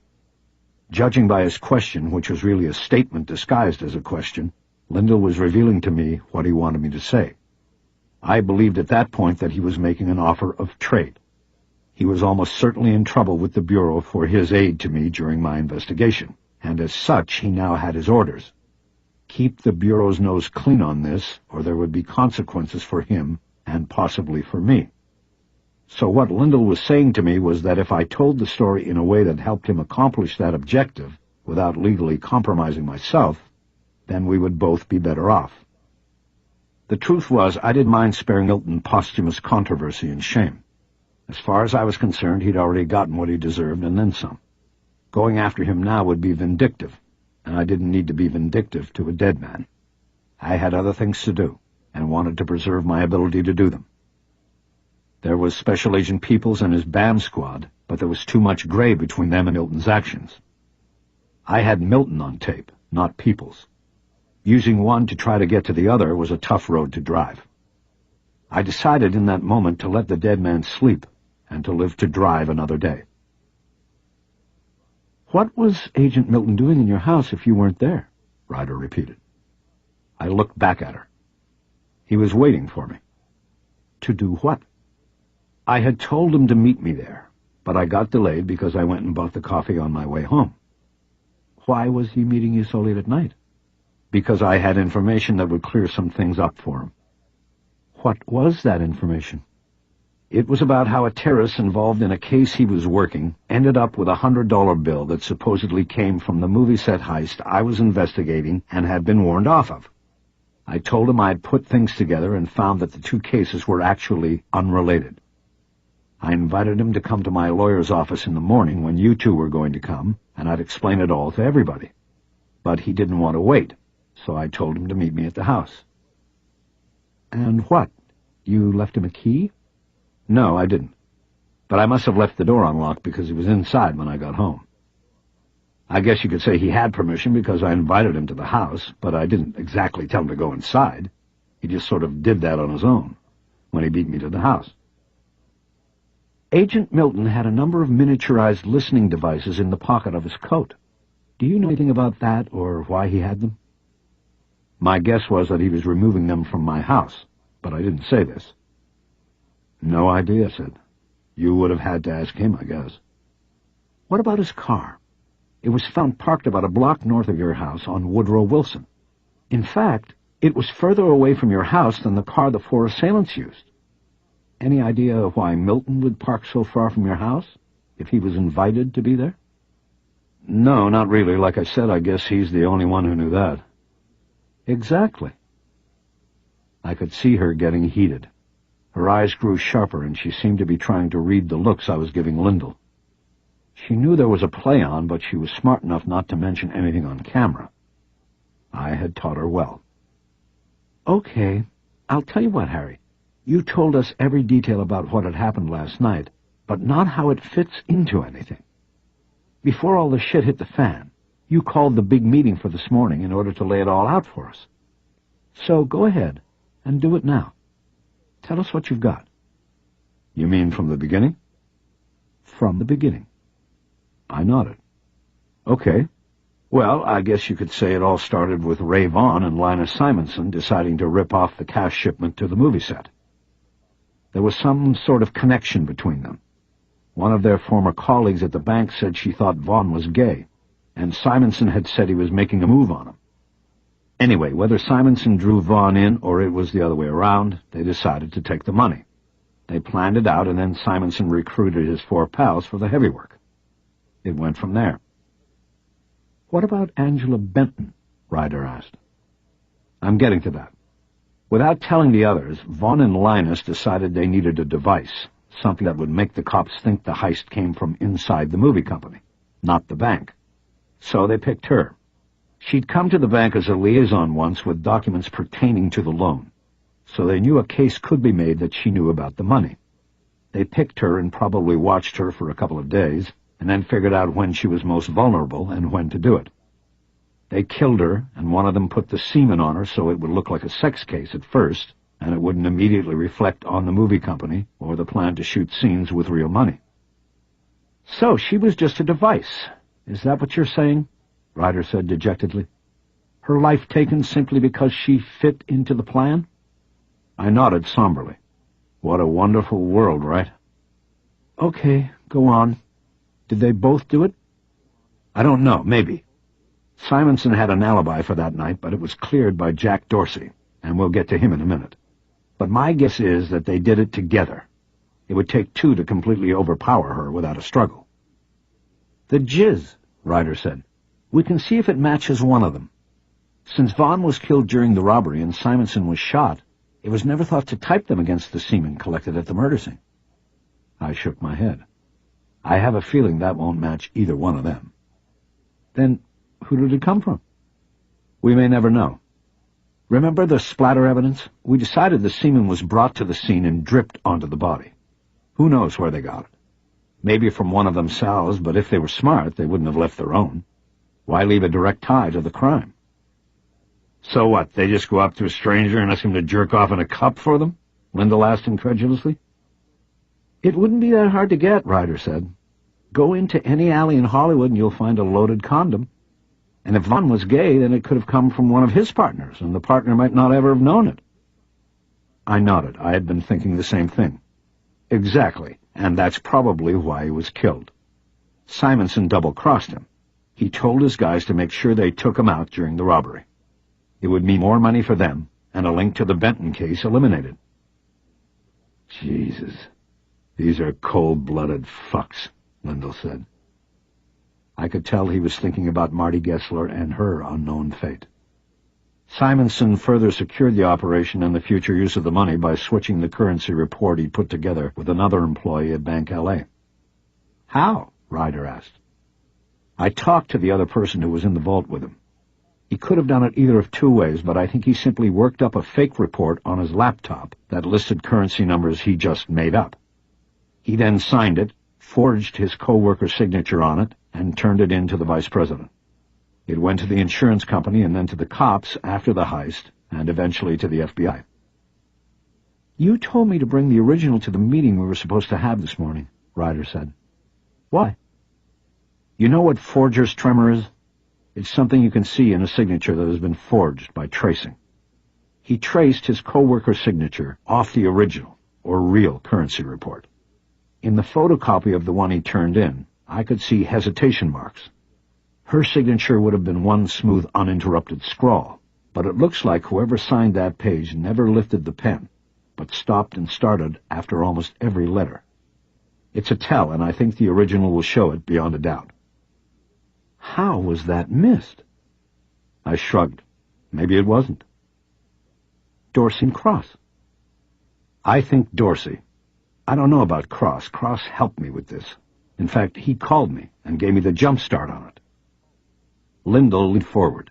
We were getting to the part about Marty Gessler, and he wanted to get it right. So Simonson turns in a report with made-up numbers, and then his buddies go and rip off the delivery and kill Vaughn in the process. Intentionally. That's right. What about Simonson? He got shot too. Were they trying to cut him out too? No, that wasn't supposed to happen. Not according to Fazio. At least that was what he was saying to me before he got nailed last night. It sounded like Simonson getting shot was just dumb luck, a ricochet. If Banks comes out of his sleep with his brain intact, maybe he can tell you about that. I have a feeling he'll want to talk. He'll want to spread the blame around. Don't worry, if he comes out of it, we'll be there. But the early word from the hospital is that's a big if.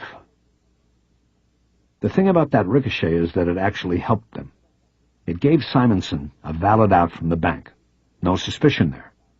Then he hid the purchase and renovation of the bars behind a supposed settlement from the bank. The truth was he didn't make enough off the settlement to put in a new beer cooler.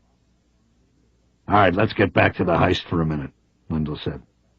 So other than Simonson taking a slug in the ass, the heist goes off as planned. All the cops? Not exactly, Ryder said. Harry was there. He nailed one of the robbers. I nodded. And he apparently died in the van during the getaway. Simonson told me the others took him out on a boat or something and buried him at sea. His name was Cozy. They named one of the bars after him. Okay, Lyndall said. But when the dust settles from this thing, all the cops have is Angela Benton dead and a phony list of numbers that nobody knows is phony. Then 9 months sail by, and lo and behold, one of those numbers scores a hit when Marty Gessler puts it into her computer. I nodded. Lyndall knew where it was going. Wait a minute, Ryder said. I'm not tracking this part.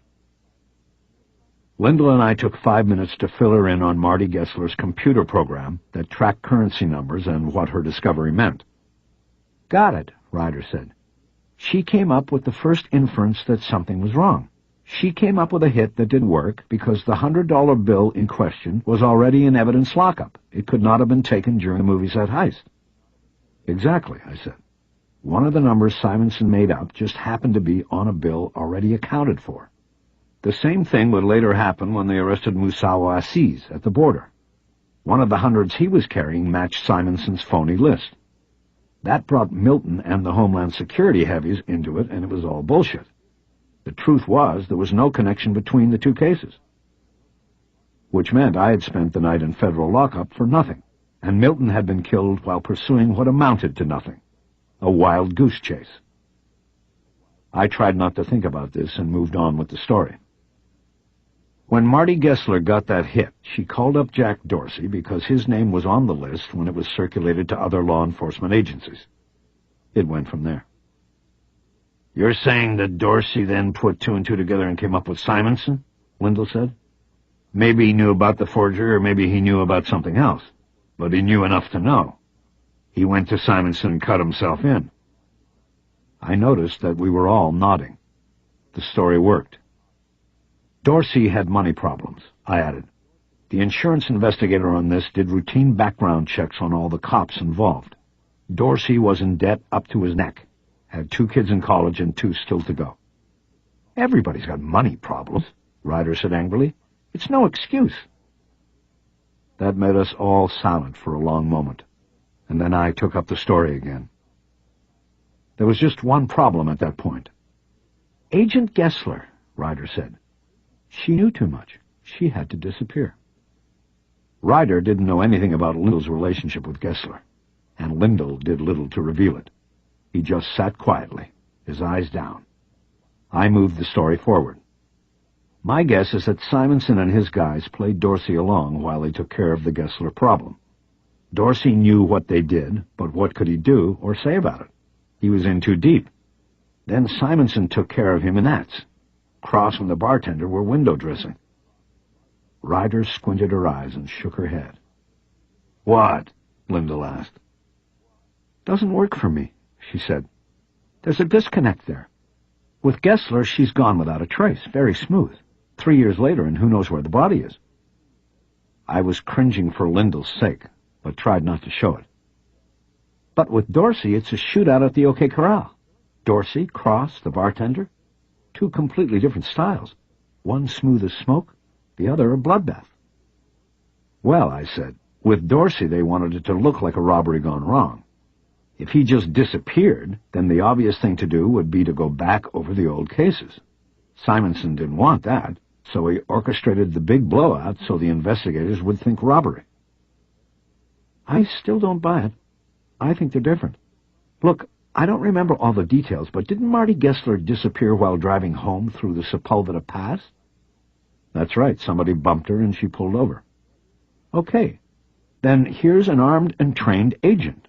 Are you going to tell me Simonson and these guys got her to pull over by bumping her car, and then they got the best of her? Guys, I say no way. Not without a fight. Not without somebody seeing something. I think she stopped because she felt safe. She stopped for a cop." She pointed at me and nodded when she said the last line. Lyndall brought a fist down hard on the table. Ryder had convinced him. I had defended my theory, but now saw the cracks in it. I started thinking Ryder might be right. I noticed Ryder looking at Lyndall. She was finally picking up the vibe. "You really knew her, didn't you?" she asked. Lyndall just nodded to the question. Then he brought his eyes up to stare angrily at me. "And you blew it, Bosch," he said. "I blew it? What are you talking about?" "With your little stunt last night, going in there like fucking Steve McQueen. What did you think? That they'd be so spooked they'd march right down to Parker Center and turn themselves in?" "Roy," Ryder said, "I think we—" "You wanted to provoke them, didn't you? You wanted them to come after you." "That's crazy," I said. 4 against 1? The only reason I'm alive right now and talking to you is because I saw them tailing me, and because Milton distracted them long enough for me to get out of the house." "Yeah, that's just it. You saw the tail. You saw it because you were looking for it, and you were looking for it because you wanted it. You blew it, Bosch. If that kid in the hospital doesn't wake up with a working brain, then we'll never know what happened to Marty or where—" He stopped before his voice lost it. He stopped speaking, but didn't stop staring at me. "Guys," Ryder said quietly, "let's take a break here. Let's stop questioning motives and accusing. We all want the same thing here." Lindell slowly and emphatically shook his head. "No, not Harry Bosch," he said quietly, his eyes still on mine. "It's always just what he wants. He's always been a private investigator, even when he carried a badge." I looked from Lindell to Ryder. She didn't say anything, but her eyes dropped away from mine, and in their movement was a tell. I saw her confirmation. Chapter 42. It was dawn by the time I got back to my house. The place was still a swarm of police and media activity, and the police would not let me back in. The house in Canyon comprised a major crime scene, and as such, they had commandeered custody of it. I was told to try back in a day, maybe 2. They wouldn't even let me go back inside to get fresh clothes or any other belongings. I was strictly persona non grata. I was asked to stay away. The one concession I was able to talk my way into was my car. 2 uniformed cops, Hurwitz and Swanee, who had caught the precious overtime assignment, cleared room for me among the police and media vehicles, and I backed the Mercedes out of the carport and took off. The adrenaline rush that came with the near-death experience of the night before had long since ebbed away. I was exhausted but had no place to go. I drove aimlessly along Mulholland until I came to Laurel Canyon Boulevard, and then took a right and drove down into the valley. I started getting a sense of where I was headed, but knew it was too early. When I got to Ventura, I took another right and pulled into the parking lot at the Dupars. I decided that I needed some high octane, and coffee and pancakes would fit the bill. Before getting out of the car, I got the cell phone out and turned it on. I called the numbers I had for Janice Langweiser and Sandor Zatmari and got no answers, but left messages that the morning meeting was canceled because of circumstances beyond my control. The phone screen showed that I had messages waiting. I called to pick them up and listened to 4 messages left through the night by Keisha Russell, the Times reporter. She started out very cool and concerned about my well-being and wanting to talk to me at my convenience to make sure I was okay. By the 3rd message, her voice had taken on a high-pitched urgency, and in the 4th she demanded that I make good on our deal, in which I promised to talk to her if anything happened with what I was working on. "Some things obviously happen now, Harry. You've got 4 on the floor on Woodrow Wilson. Call me like you promised me you would." "Yes, dear," I said as I erased the message. The last message was from Alexander Taylor, the box office champion. There was a proprietary tone to his voice. He wanted me to know that this story was his. "Mr. Bosch, I see you are all over the news. I am assuming that the nastiness on the hill last night is related to my heist. There were 4 robbers. The news says there are 4 dead men on your property. I want you to know that the offer I made still stands. But I'll double it. 100,000 as an option on the story. The back end is open to negotiation, and we can talk about that when I hear back from you. I will give you my assistant's private number. Call me back. I'll be waiting." He gave a number, but I didn't bother writing it down. I thought about the money for all of 5 seconds, and then erased the message and closed the phone. As I walked into the restaurant, I wondered about what constituted circumstances beyond my control, and what Lindell had said at the end of the interview in North Hollywood. I thought about fighting monsters and what had been said about me and to me in the past, and what I had said to Peoples in that restaurant booth just a few nights earlier. I wondered if a subtle slide into the abyss was any different from the kind of swan dive Milton had taken. I knew I would have to think about this and the motives behind my actions of the last 10 hours, but I soon decided it would have to keep. There was still a mystery to solve, and as soon as I refueled, I was going after it. I sat at the counter and ordered the number 2 special without looking at a menu. The waitress with the wide hips poured my coffee and was about to put the order in at the kitchen window when somebody took the stool next to me and said, "I'll have coffee too."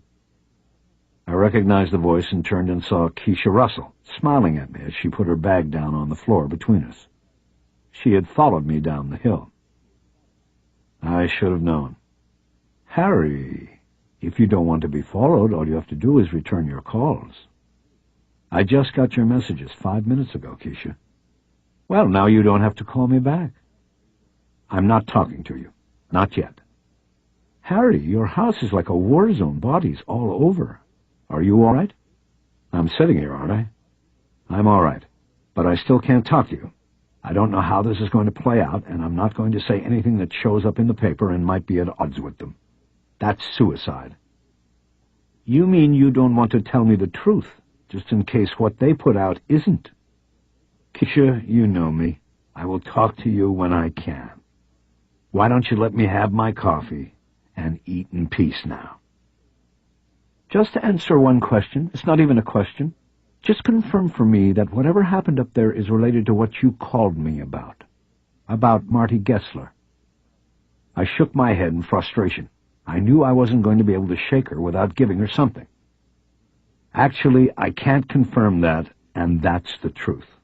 But look, if I give you something that will help you, will you let me be until there is a time I can talk about it?" Before she answered, the waitress slid a plate in front of me. I looked down at a short stack of buttered pancakes with a fried egg and 2 pieces of bacon forming an X on top. She then put down a small pitcher of maple syrup.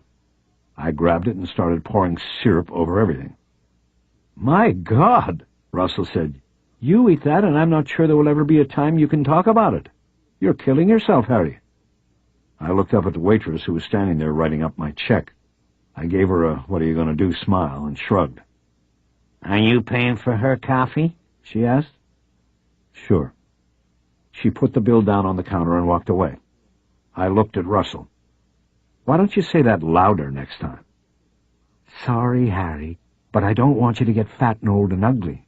You're my bud. I want you around." I saw through all of that. She hid her motives the way the bartenders I'd seen the night before hid their nipples. "Do we have a deal? I give you something and you hit the road? Leave me alone?" She took a sip from her free coffee and smiled. "Deal." "Go pull your clips on the Angela Benton case." She narrowed her eyes. She didn't remember it. "You didn't do much with it at first. Then it blew up big when it was connected to the movie set heist over on Selma. Eidolon Productions? Ring a bell?" She almost came off her stool. "Are you fucking kidding me?" she said a little too loud. "The 4 on the floor are those guys?" "Not quite. 3 of them are those guys, plus the one they took to the hospital." "Then who's the 4th? "I gave you what I'm giving you, Keisha. I'm going to eat now." I turned to my plate and started cutting my food up. "This is so cool," she said. "This is going to be big." As if 4 bodies in the Cahuenga Pass wasn't already big. I took my first bite, and the syrup hit me like a sugar bullet. "Great," I said. She reached down to her bag and started getting up. "I've got to go, Harry. Thanks for the coffee." "One last thing." I took another bite and turned to her and started talking with my mouth full. "Check out Los Angeles Magazine 7 months ago. They did this story on these 4 guys who own all the hot bars in Hollywood. It called them the Kings of the Night Crawlers. Check it out." Her eyes widened. "You're kidding." "No, check it out." She leaned down and kissed me on the cheek. She had never done that before, when I carried a badge. "Thanks, Harry. I'll call you." "I bet you will." I watched her glide quickly through the restaurant and then out. I then turned back to my plate. The egg had been over easy, and cutting it up had made a mess of things. But at that moment, it tasted like the best thing I had ever eaten. Finally alone, I considered the question Kis Ryder had raised during the interview, about how the style of the Marty Gessler disappearance was so different from the massacre at Nat's of Dorsey, Cross, and the bartender. I was now sure Ryder was right. The crimes had been designed, if not carried out, by different perpetrators. "Dorsey," I said out loud. Maybe too loud, a man 3 stools down turned and looked at me, until I turned and stared him back to his coffee cup. Most of my records and notes were in the house and not attainable. I had the murder book in the Mercedes, but it contained nothing from the Gessler case. From memory, I worked on the details of the FBI agent's disappearance. The car left at the airport, the use of her credit card up near the desert to buy more gas than her car could hold. I tried to fit these facts under the new heading of Dorsey. It was hard to make it work. Dorsey had been working crimes from one side of the law for nearly 30 years. He was too smart. He had seen too much to leave a trail like that. Unless...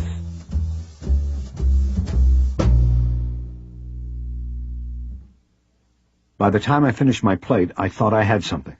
Something that worked. I looked around to make sure the man 3 stools down and nobody else was looking at me. I poured a little more syrup onto my plate and then dipped my fork into it and ate it. I was about to dip again when the wide hips of the waitress appeared in front of me. Finished? Yeah, sure, thank you. More coffee? Can I get a to-go cup? Yes, you may. She took the plate and my syrup away. I thought about my next moves until she came back with the coffee and reworked my bill. I left $2 on the counter and took the bill to the cashier, where I noticed bottles of the restaurant's syrup were on display and for sale. The cashier noticed my gaze. How about a bottle of syrup to go? I was tempted, but decided to stick with the coffee. Nah, I think I've had enough sweetness for today, thanks. You need sweetness. It's a nasty world out there. I agreed with her, paid my bill, and left with my cup of harsh black coffee. Back in the car, I opened the phone and called Roy Lindell's cell number. This is Roy. This is Bosch. We still talking? What do you want, apology? Fuck you. You're not getting one. No, I can live with an apology from you, Roy, so fuck you too. I want to know if you still want to find her. There was no need to use a name. What do you think, Bosch? Okay, then. I thought for a moment about how to do this. Bosch, you still there? Yeah, listen, I've got to go see somebody right now. Can you meet me in 2 hours? 2 hours where? You know where Bronson Canyon is? Above Hollywood, right? Yeah, Griffith Park. Meet me at the end of Bronson Canyon. 2 hours. If you're not there, I won't wait. What's up there? What do you have? Right now, just a hunch. You going to meet me? There was a pause. I'll be there, Bosch. What should I bring? Good question. I tried to think of what we need. Bring flashlights and a bolt cutter. I guess you better bring a shovel, too, Roy. That brought another pause before he replied. What are you bringing? I guess just my hunch for now. Where are we going up there? I'll tell you when I see you. I'll show you. I closed the phone then. Chapter 43. The garage door at Lawton Cross's house was closed. The van was parked in the driveway, but there were no other vehicles. His rider hadn't gotten there yet. Nobody had. I pulled in behind the van and got out and knocked on the front door. It didn't take too long for Danny Cross to answer it. "Harry," she said, "we were just watching it on the TV. Are you right?" Never better. "Are they the ones who did this to Law?" She had a pleading look in her eyes. I nodded. It was them. The one who was in the bar that day, who shot Law. I took his face off with his own shotgun. Does that make you happy, Danny? She pressed her lips together in an effort to hold back tears. Revenge tastes sweet, doesn't it? Just like pancake syrup. I reached out and put my hand on her shoulder, but not to comfort her. I gently pushed her to the side of the doorway and stepped in. Rather than head left toward Lawton Cross's sitting room, I went to the right. I went into the kitchen and found the door to the garage. I went to the file cabinets in front of the Malibu and pulled the file on the Antonio Markwell case, the abduction murder that had made Cross and Dorsey in the department. I entered the sitting room. I didn't know where Danny went, but her husband was waiting for me. "Harry, you're all over the tube," he said. I looked up at the television screen. It was a helicopter view of my house. I could see all the official cars and media vans on the street in front. I could see the black tarps covering the bodies in the back. I hit the power button with the side of my fist, and the screen went blank. I turned back to Cross and dropped the Markwell file on his lap. He couldn't move. All he could do was lower his eyes to it and try to read the tab. How does it feel? Does it give you a hard-on, watching what you did? In your case, a make-believe hard-on? Harry, Where is she, Law? Where is who, Harry? I don't know what. Sure you do. You know exactly what I'm talking about. You sat there like a puppet. But the whole time you were pulling the strings. My strings. Harry, please. Don't Harry please me. You wanted revenge on them and I was your ticket. Well, you got it, partner. I took care of all of them, just like you thought, like you hoped. You played me just right. He didn't say anything. His eyes were cast down, away from mine. Now there's one thing I want from you. I want to know where you and Jack hid Marty Gessler. I want to bring her home. He remained silent, his eyes away from me. I reached down and took the file off his lap. On the bureau, I opened it and started leafing through the documents. You know, I didn't see it until somebody I taught the job to saw it first, I said as I looked through the file. She's the one who said it had to be a cop. It was the only way Gessler could have been taken so easily. And she was right. Those 4 punks didn't have the steel. I gestured toward the empty television screen. I mean, look what happened when they came for me. I found what I was looking for in the file. A map of Griffith Park. I started unfolding it. Its creases cracked and split. It had been folded in the file for maybe 5 years. It was marked by the location where Antonio Markwell's body had been found, in Bronson Canyon. Once I started in that direction, then I began to see it. The gas had always been a problem. Somebody used her card, and they bought more gas than her car could hold. That was a mistake, Law. A big one. Not buying the gas, that was part of the misdirection, but getting so much of it. The Bureau thought maybe it was a truck, that they were looking for a trucker. But now I'm thinking Crown Vic. The police interceptor model they make for all the departments, the cars with extra capacity gas tanks. So you don't get caught out there on the hunt without any juice. I had delicately spread the map open. It depicted the many winding roads and footpaths of the huge mountain park. It showed the public road up through Bronson Canyon, and then the fire road which extended further up into the rocky terrain. It showed the area of caves and tunnels left behind when the canyon had been a quarry, its rock payload crushed and used for railroad beds across the west. I laid the map across Cross's lap and over his dead arms. The way I figure it, you guys followed her from Westwood. Then in the past you pulled her over in one of the quiet spots, used the blue light on your Crown Vic, and she thought, no problem, they're cops. But then you put her in the trunk of that big car with the big gas tank. One of you drove her car to the airport, and the other followed and picked him up. Probably you backed her car into another car, or a pillar or something somewhere. Nice touch. Sell the misdirection. Then you drive up to the desert and use the gas card. Again, sell that misdirection. And then you turn around and take her back to the real hiding place. Which one of you did it, Law? Which one actually took from her everything she had, or would ever have? I didn't expect an answer, and I didn't get one. I pointed to the map. That's my bet. You guys went to a place you were familiar with, a place nobody would be looking for Marty Gessler because they'd all be looking up in the desert. You wanted her hidden, but you wanted access to her, right? You wanted to know exactly where she was. She was your ace in the hole, right? You would use her to get to them. Marty and her computer. The connection was on that box.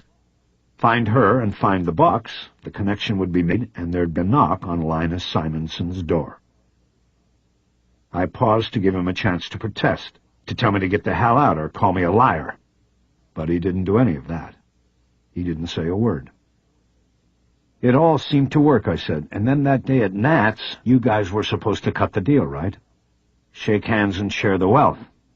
Only Linus Simonson had other ideas about that. Turned out he didn't want to share anything, and he'd take his chances with Gessler's computer. That must have shocked you. There you two were, waiting in there, probably already counting your money, and he comes in and opens up on you. I think you should have seen it coming, Law. I leaned down and tapped the map with a finger. Bronson Canyon. All those tunnels, caves, where you found the boy. My eyes came up from the map. That's my guess. They've got the roads going up there locked, but you two had a key, didn't you? From the boy's case. You kept that key, and then it came in handy. Where is she? Cross finally brought his eyes up to mine and spoke. Look what they did to me, he said. They deserve what they got. I nodded in agreement. And you deserved what you got. Where is she? His eyes turned and he looked up at the empty TV. He said nothing. Anger bloomed inside of me. I thought of Milton squeezing the air tube shut, of becoming a monster, of becoming the thing I hunted. I took a step toward his chair and looked down on him with eyes dark with rage. Slowly I raised my hands toward his face. Tell him.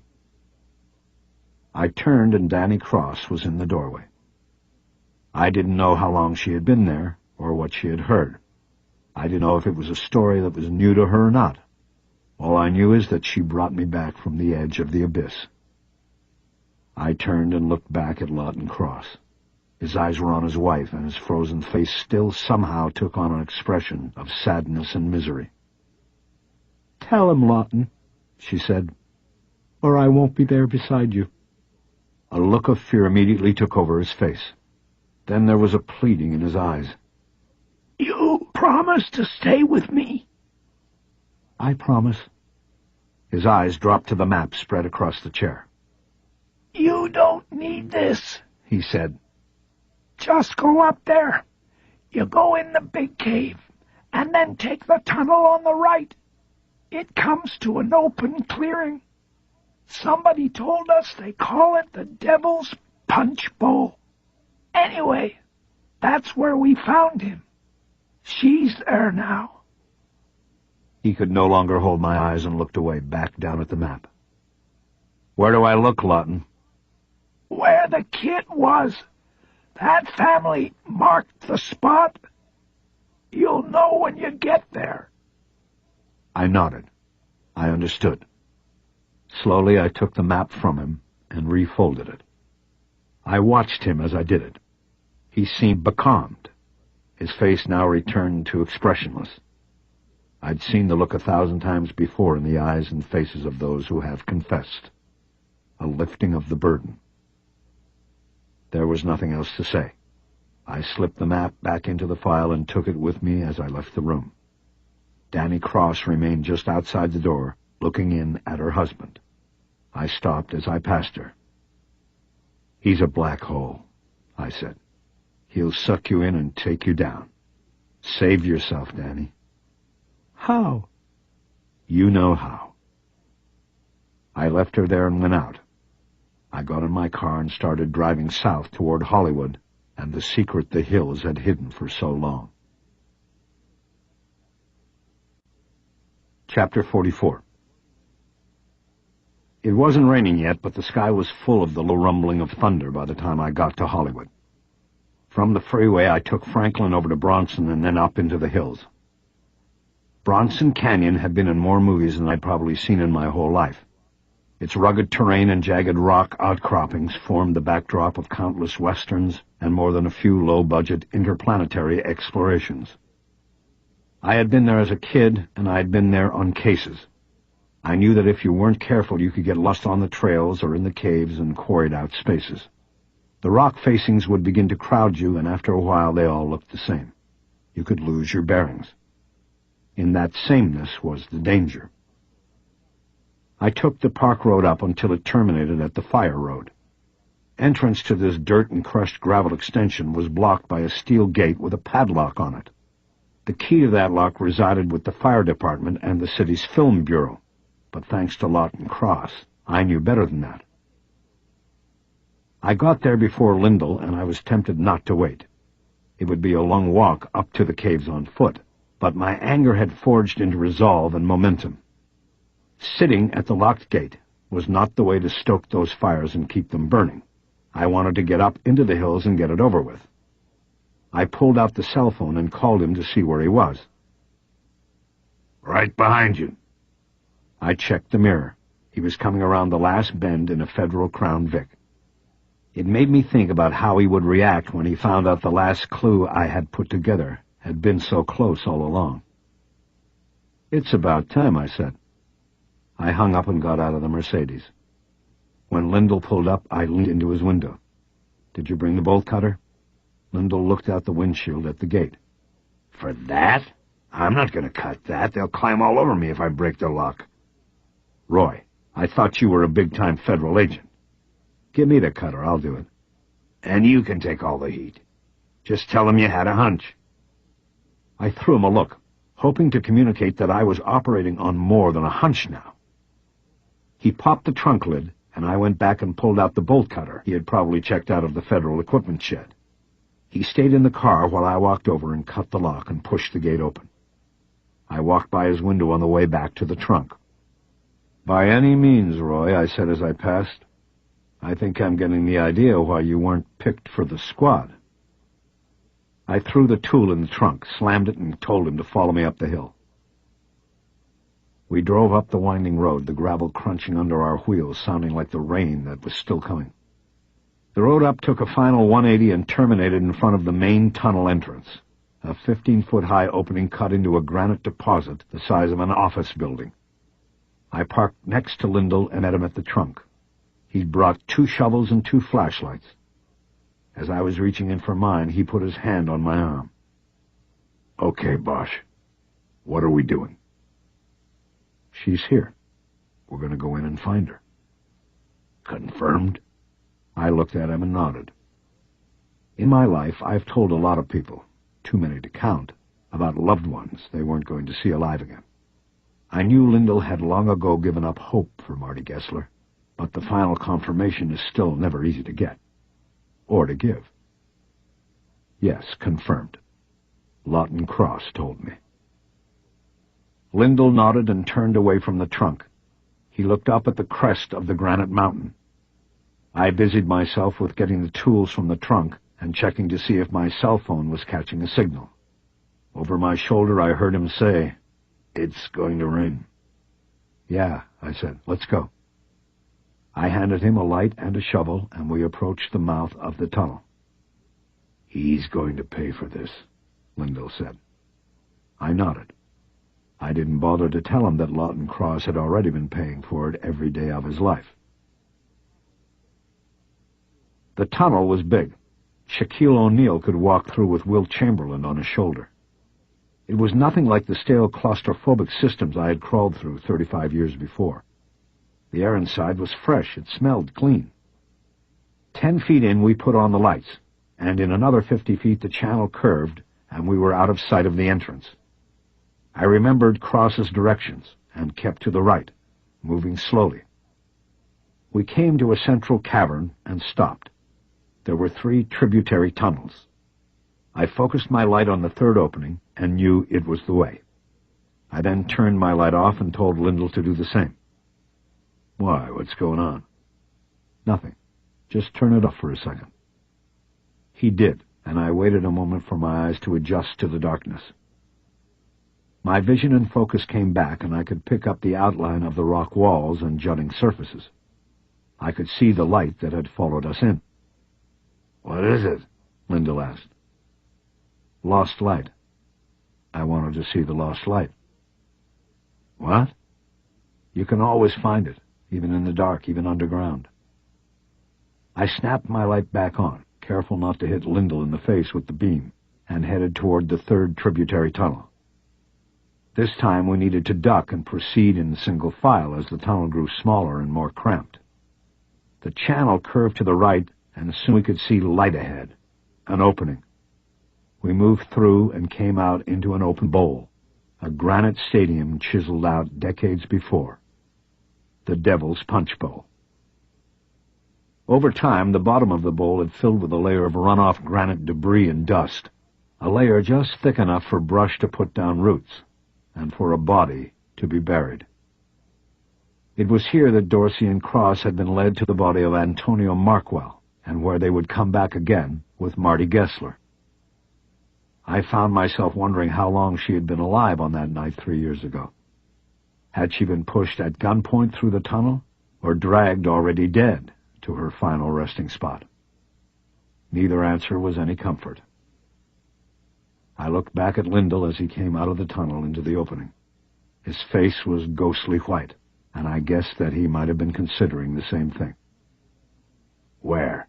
he asked. I turned from him and scanned the bottom of the bowl, and then I saw it, a tiny white cross rising in the brown and yellow brush line by the granite facing. There. Lyndall took the lead and walked quickly to the cross. He lifted it out of the ground without a second thought and tossed it to the side. He was already putting his shovel into the ground when I got there. I looked down at the cross. It was made from an old picket fence. At its center point was a photo of a young boy, a school photo framed with popsicle sticks. Antonio Markwell was long gone from this life and this spot, but his family had marked it as a holy ground. Dorsey and Cross had then used it because they knew the ground here would never be disturbed by trespassers. I leaned down and picked the tiny cross up. I leaned it against the granite wall, and then I went to work with my borrowed shovel. We didn't really dig with the shovels. We scraped at the surface, both of us instinctively reluctant to drive the point of the blade down too deeply. In less than 5 minutes, we found her. One final scrape of Lyndall's shovel revealed thick plastic tarp. We put the shovels aside and we both squatted to look. The plastic was opaque, like a shower curtain, but through it was the distinct outline of a hand, a small hand, a woman's hand. "Okay, Roy, we found her. Maybe we should back out of here now. Make the calls." "No, I want to do this. He didn't finish. He put his hand on my chest and gently pushed me back away. He then crouched over the spot and started digging with his hands, his arms moving quickly, as though he thought maybe he was in a race against time, that he was trying to save her before she suffocated. "I'm sorry, Roy," I said to his back, but I don't think he heard me. In a few minutes he had uncovered most of the plastic, from her face down to her hips. The plastic had apparently slowed but not stopped decay. The air in the bowl took on a musty smell. Moving back closer and peering over Lyndall's shoulder, I could see that Agent Martha Gessler had been wrapped and buried, fully clothed, with her arms crossed in front of her. Only half of her face was dimly visible through the plastic. The rest was hidden in blackness, blood in the folds of the plastic. I guessed that they had killed her with a head shot. "Her computer is here," Lyndall said. I stepped further forward to see. I could make out the outline of a laptop computer. It was wrapped in its own plastic and left on her chest. "It holds the connection to Simonson," I said, though that was obvious by now. It was their edge. They wanted the body and the laptop someplace where they could get to it. They thought it would keep Simonson and the others in line, but they were wrong. I saw Lyndall's shoulders start to shake, but I knew he was no longer digging. "Give me a minute, Harry," he said, his voice straining. "Sure, Roy, I'm going to make my way back to the cars and call some people. I left my cell phone." Whether he knew I had lied or not, he didn't object. I picked up one of the flashlights and headed back. On my way back through the crowded tunnel, I could hear the big man crying behind me. The sound was somehow picked up and intensified as it came into the tunnel. It was like he was right next to me. It was like he was inside my head. I moved faster. I got to the main channel and was almost running by the time I got to the entrance. When I finally came out into the light, it was raining. Chapter 45. The following afternoon, I took another Southwest jet from Burbank to Las Vegas. I still wasn't allowed back into my house and wasn't sure I ever wanted to go back anyway. I was still a key part of the investigation, but nobody had specifically told me not to leave town. They only said that sort of stuff in movies anyway. As usual, the flight was full. People go into the cathedrals of greed, bring their stores of cash and hope. It made me think of Simonson and Dorsey and Cross and Angela Benton and what part greed and luck had played in their lives. Most of all, I thought of Marty Gessler and the bad luck she had, left to molder for more than 3 years in that place. She had simply made a phone call to a cop, and that had brought about her own destruction. Good intentions. Trust. What a way to go. What a wonderful world. This time I rented a car at McCarran, and I fought my own way through the traffic. The address Lyndall had gotten for me off the license plate number I had given him was located on the northwest side of the city.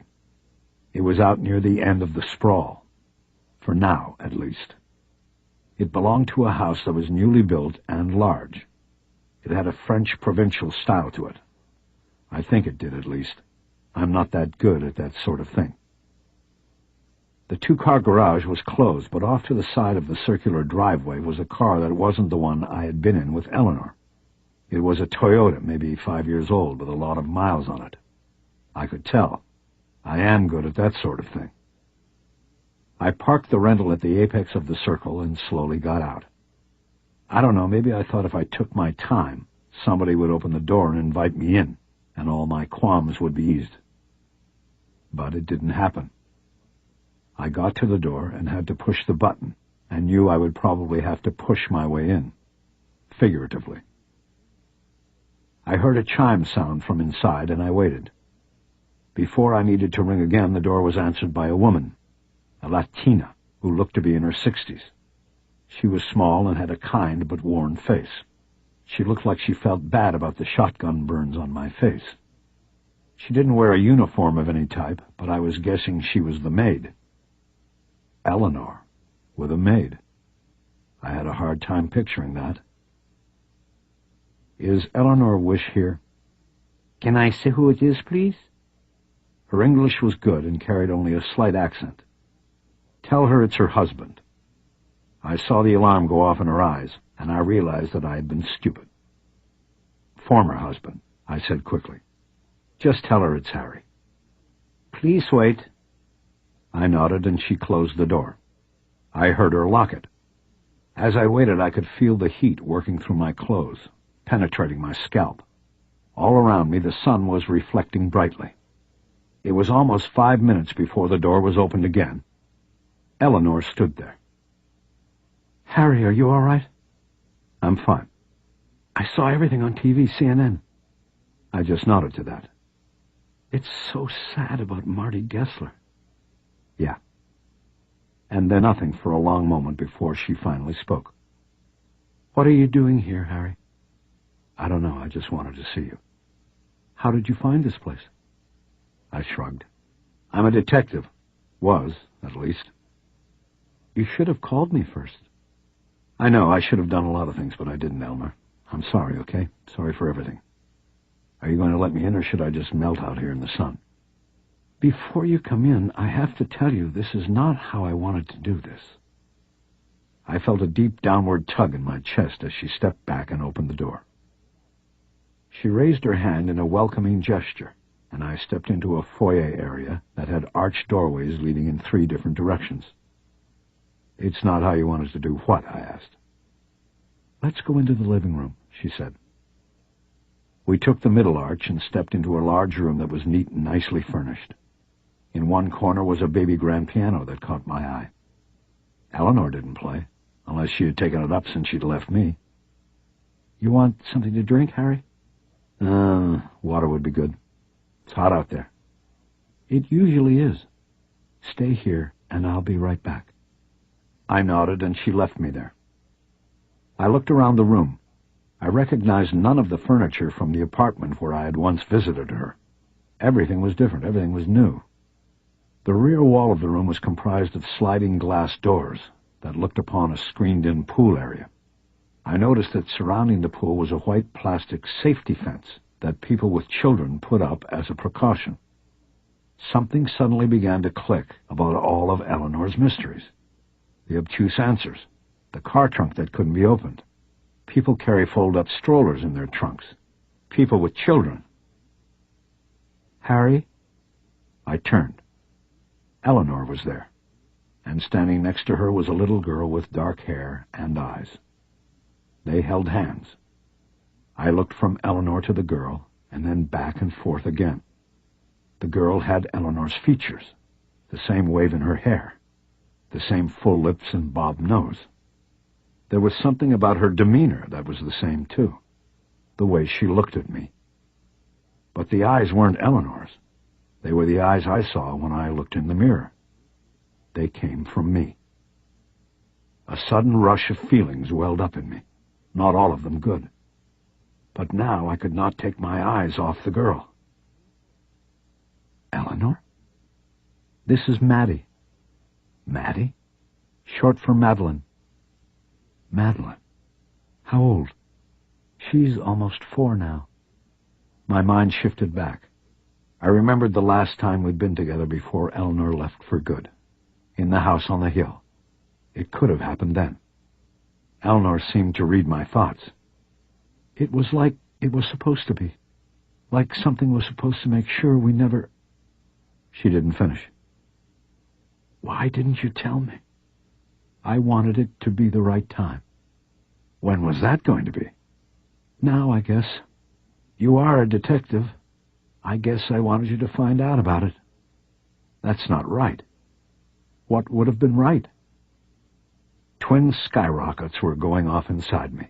One left a trail of red, the other green. They were going different ways.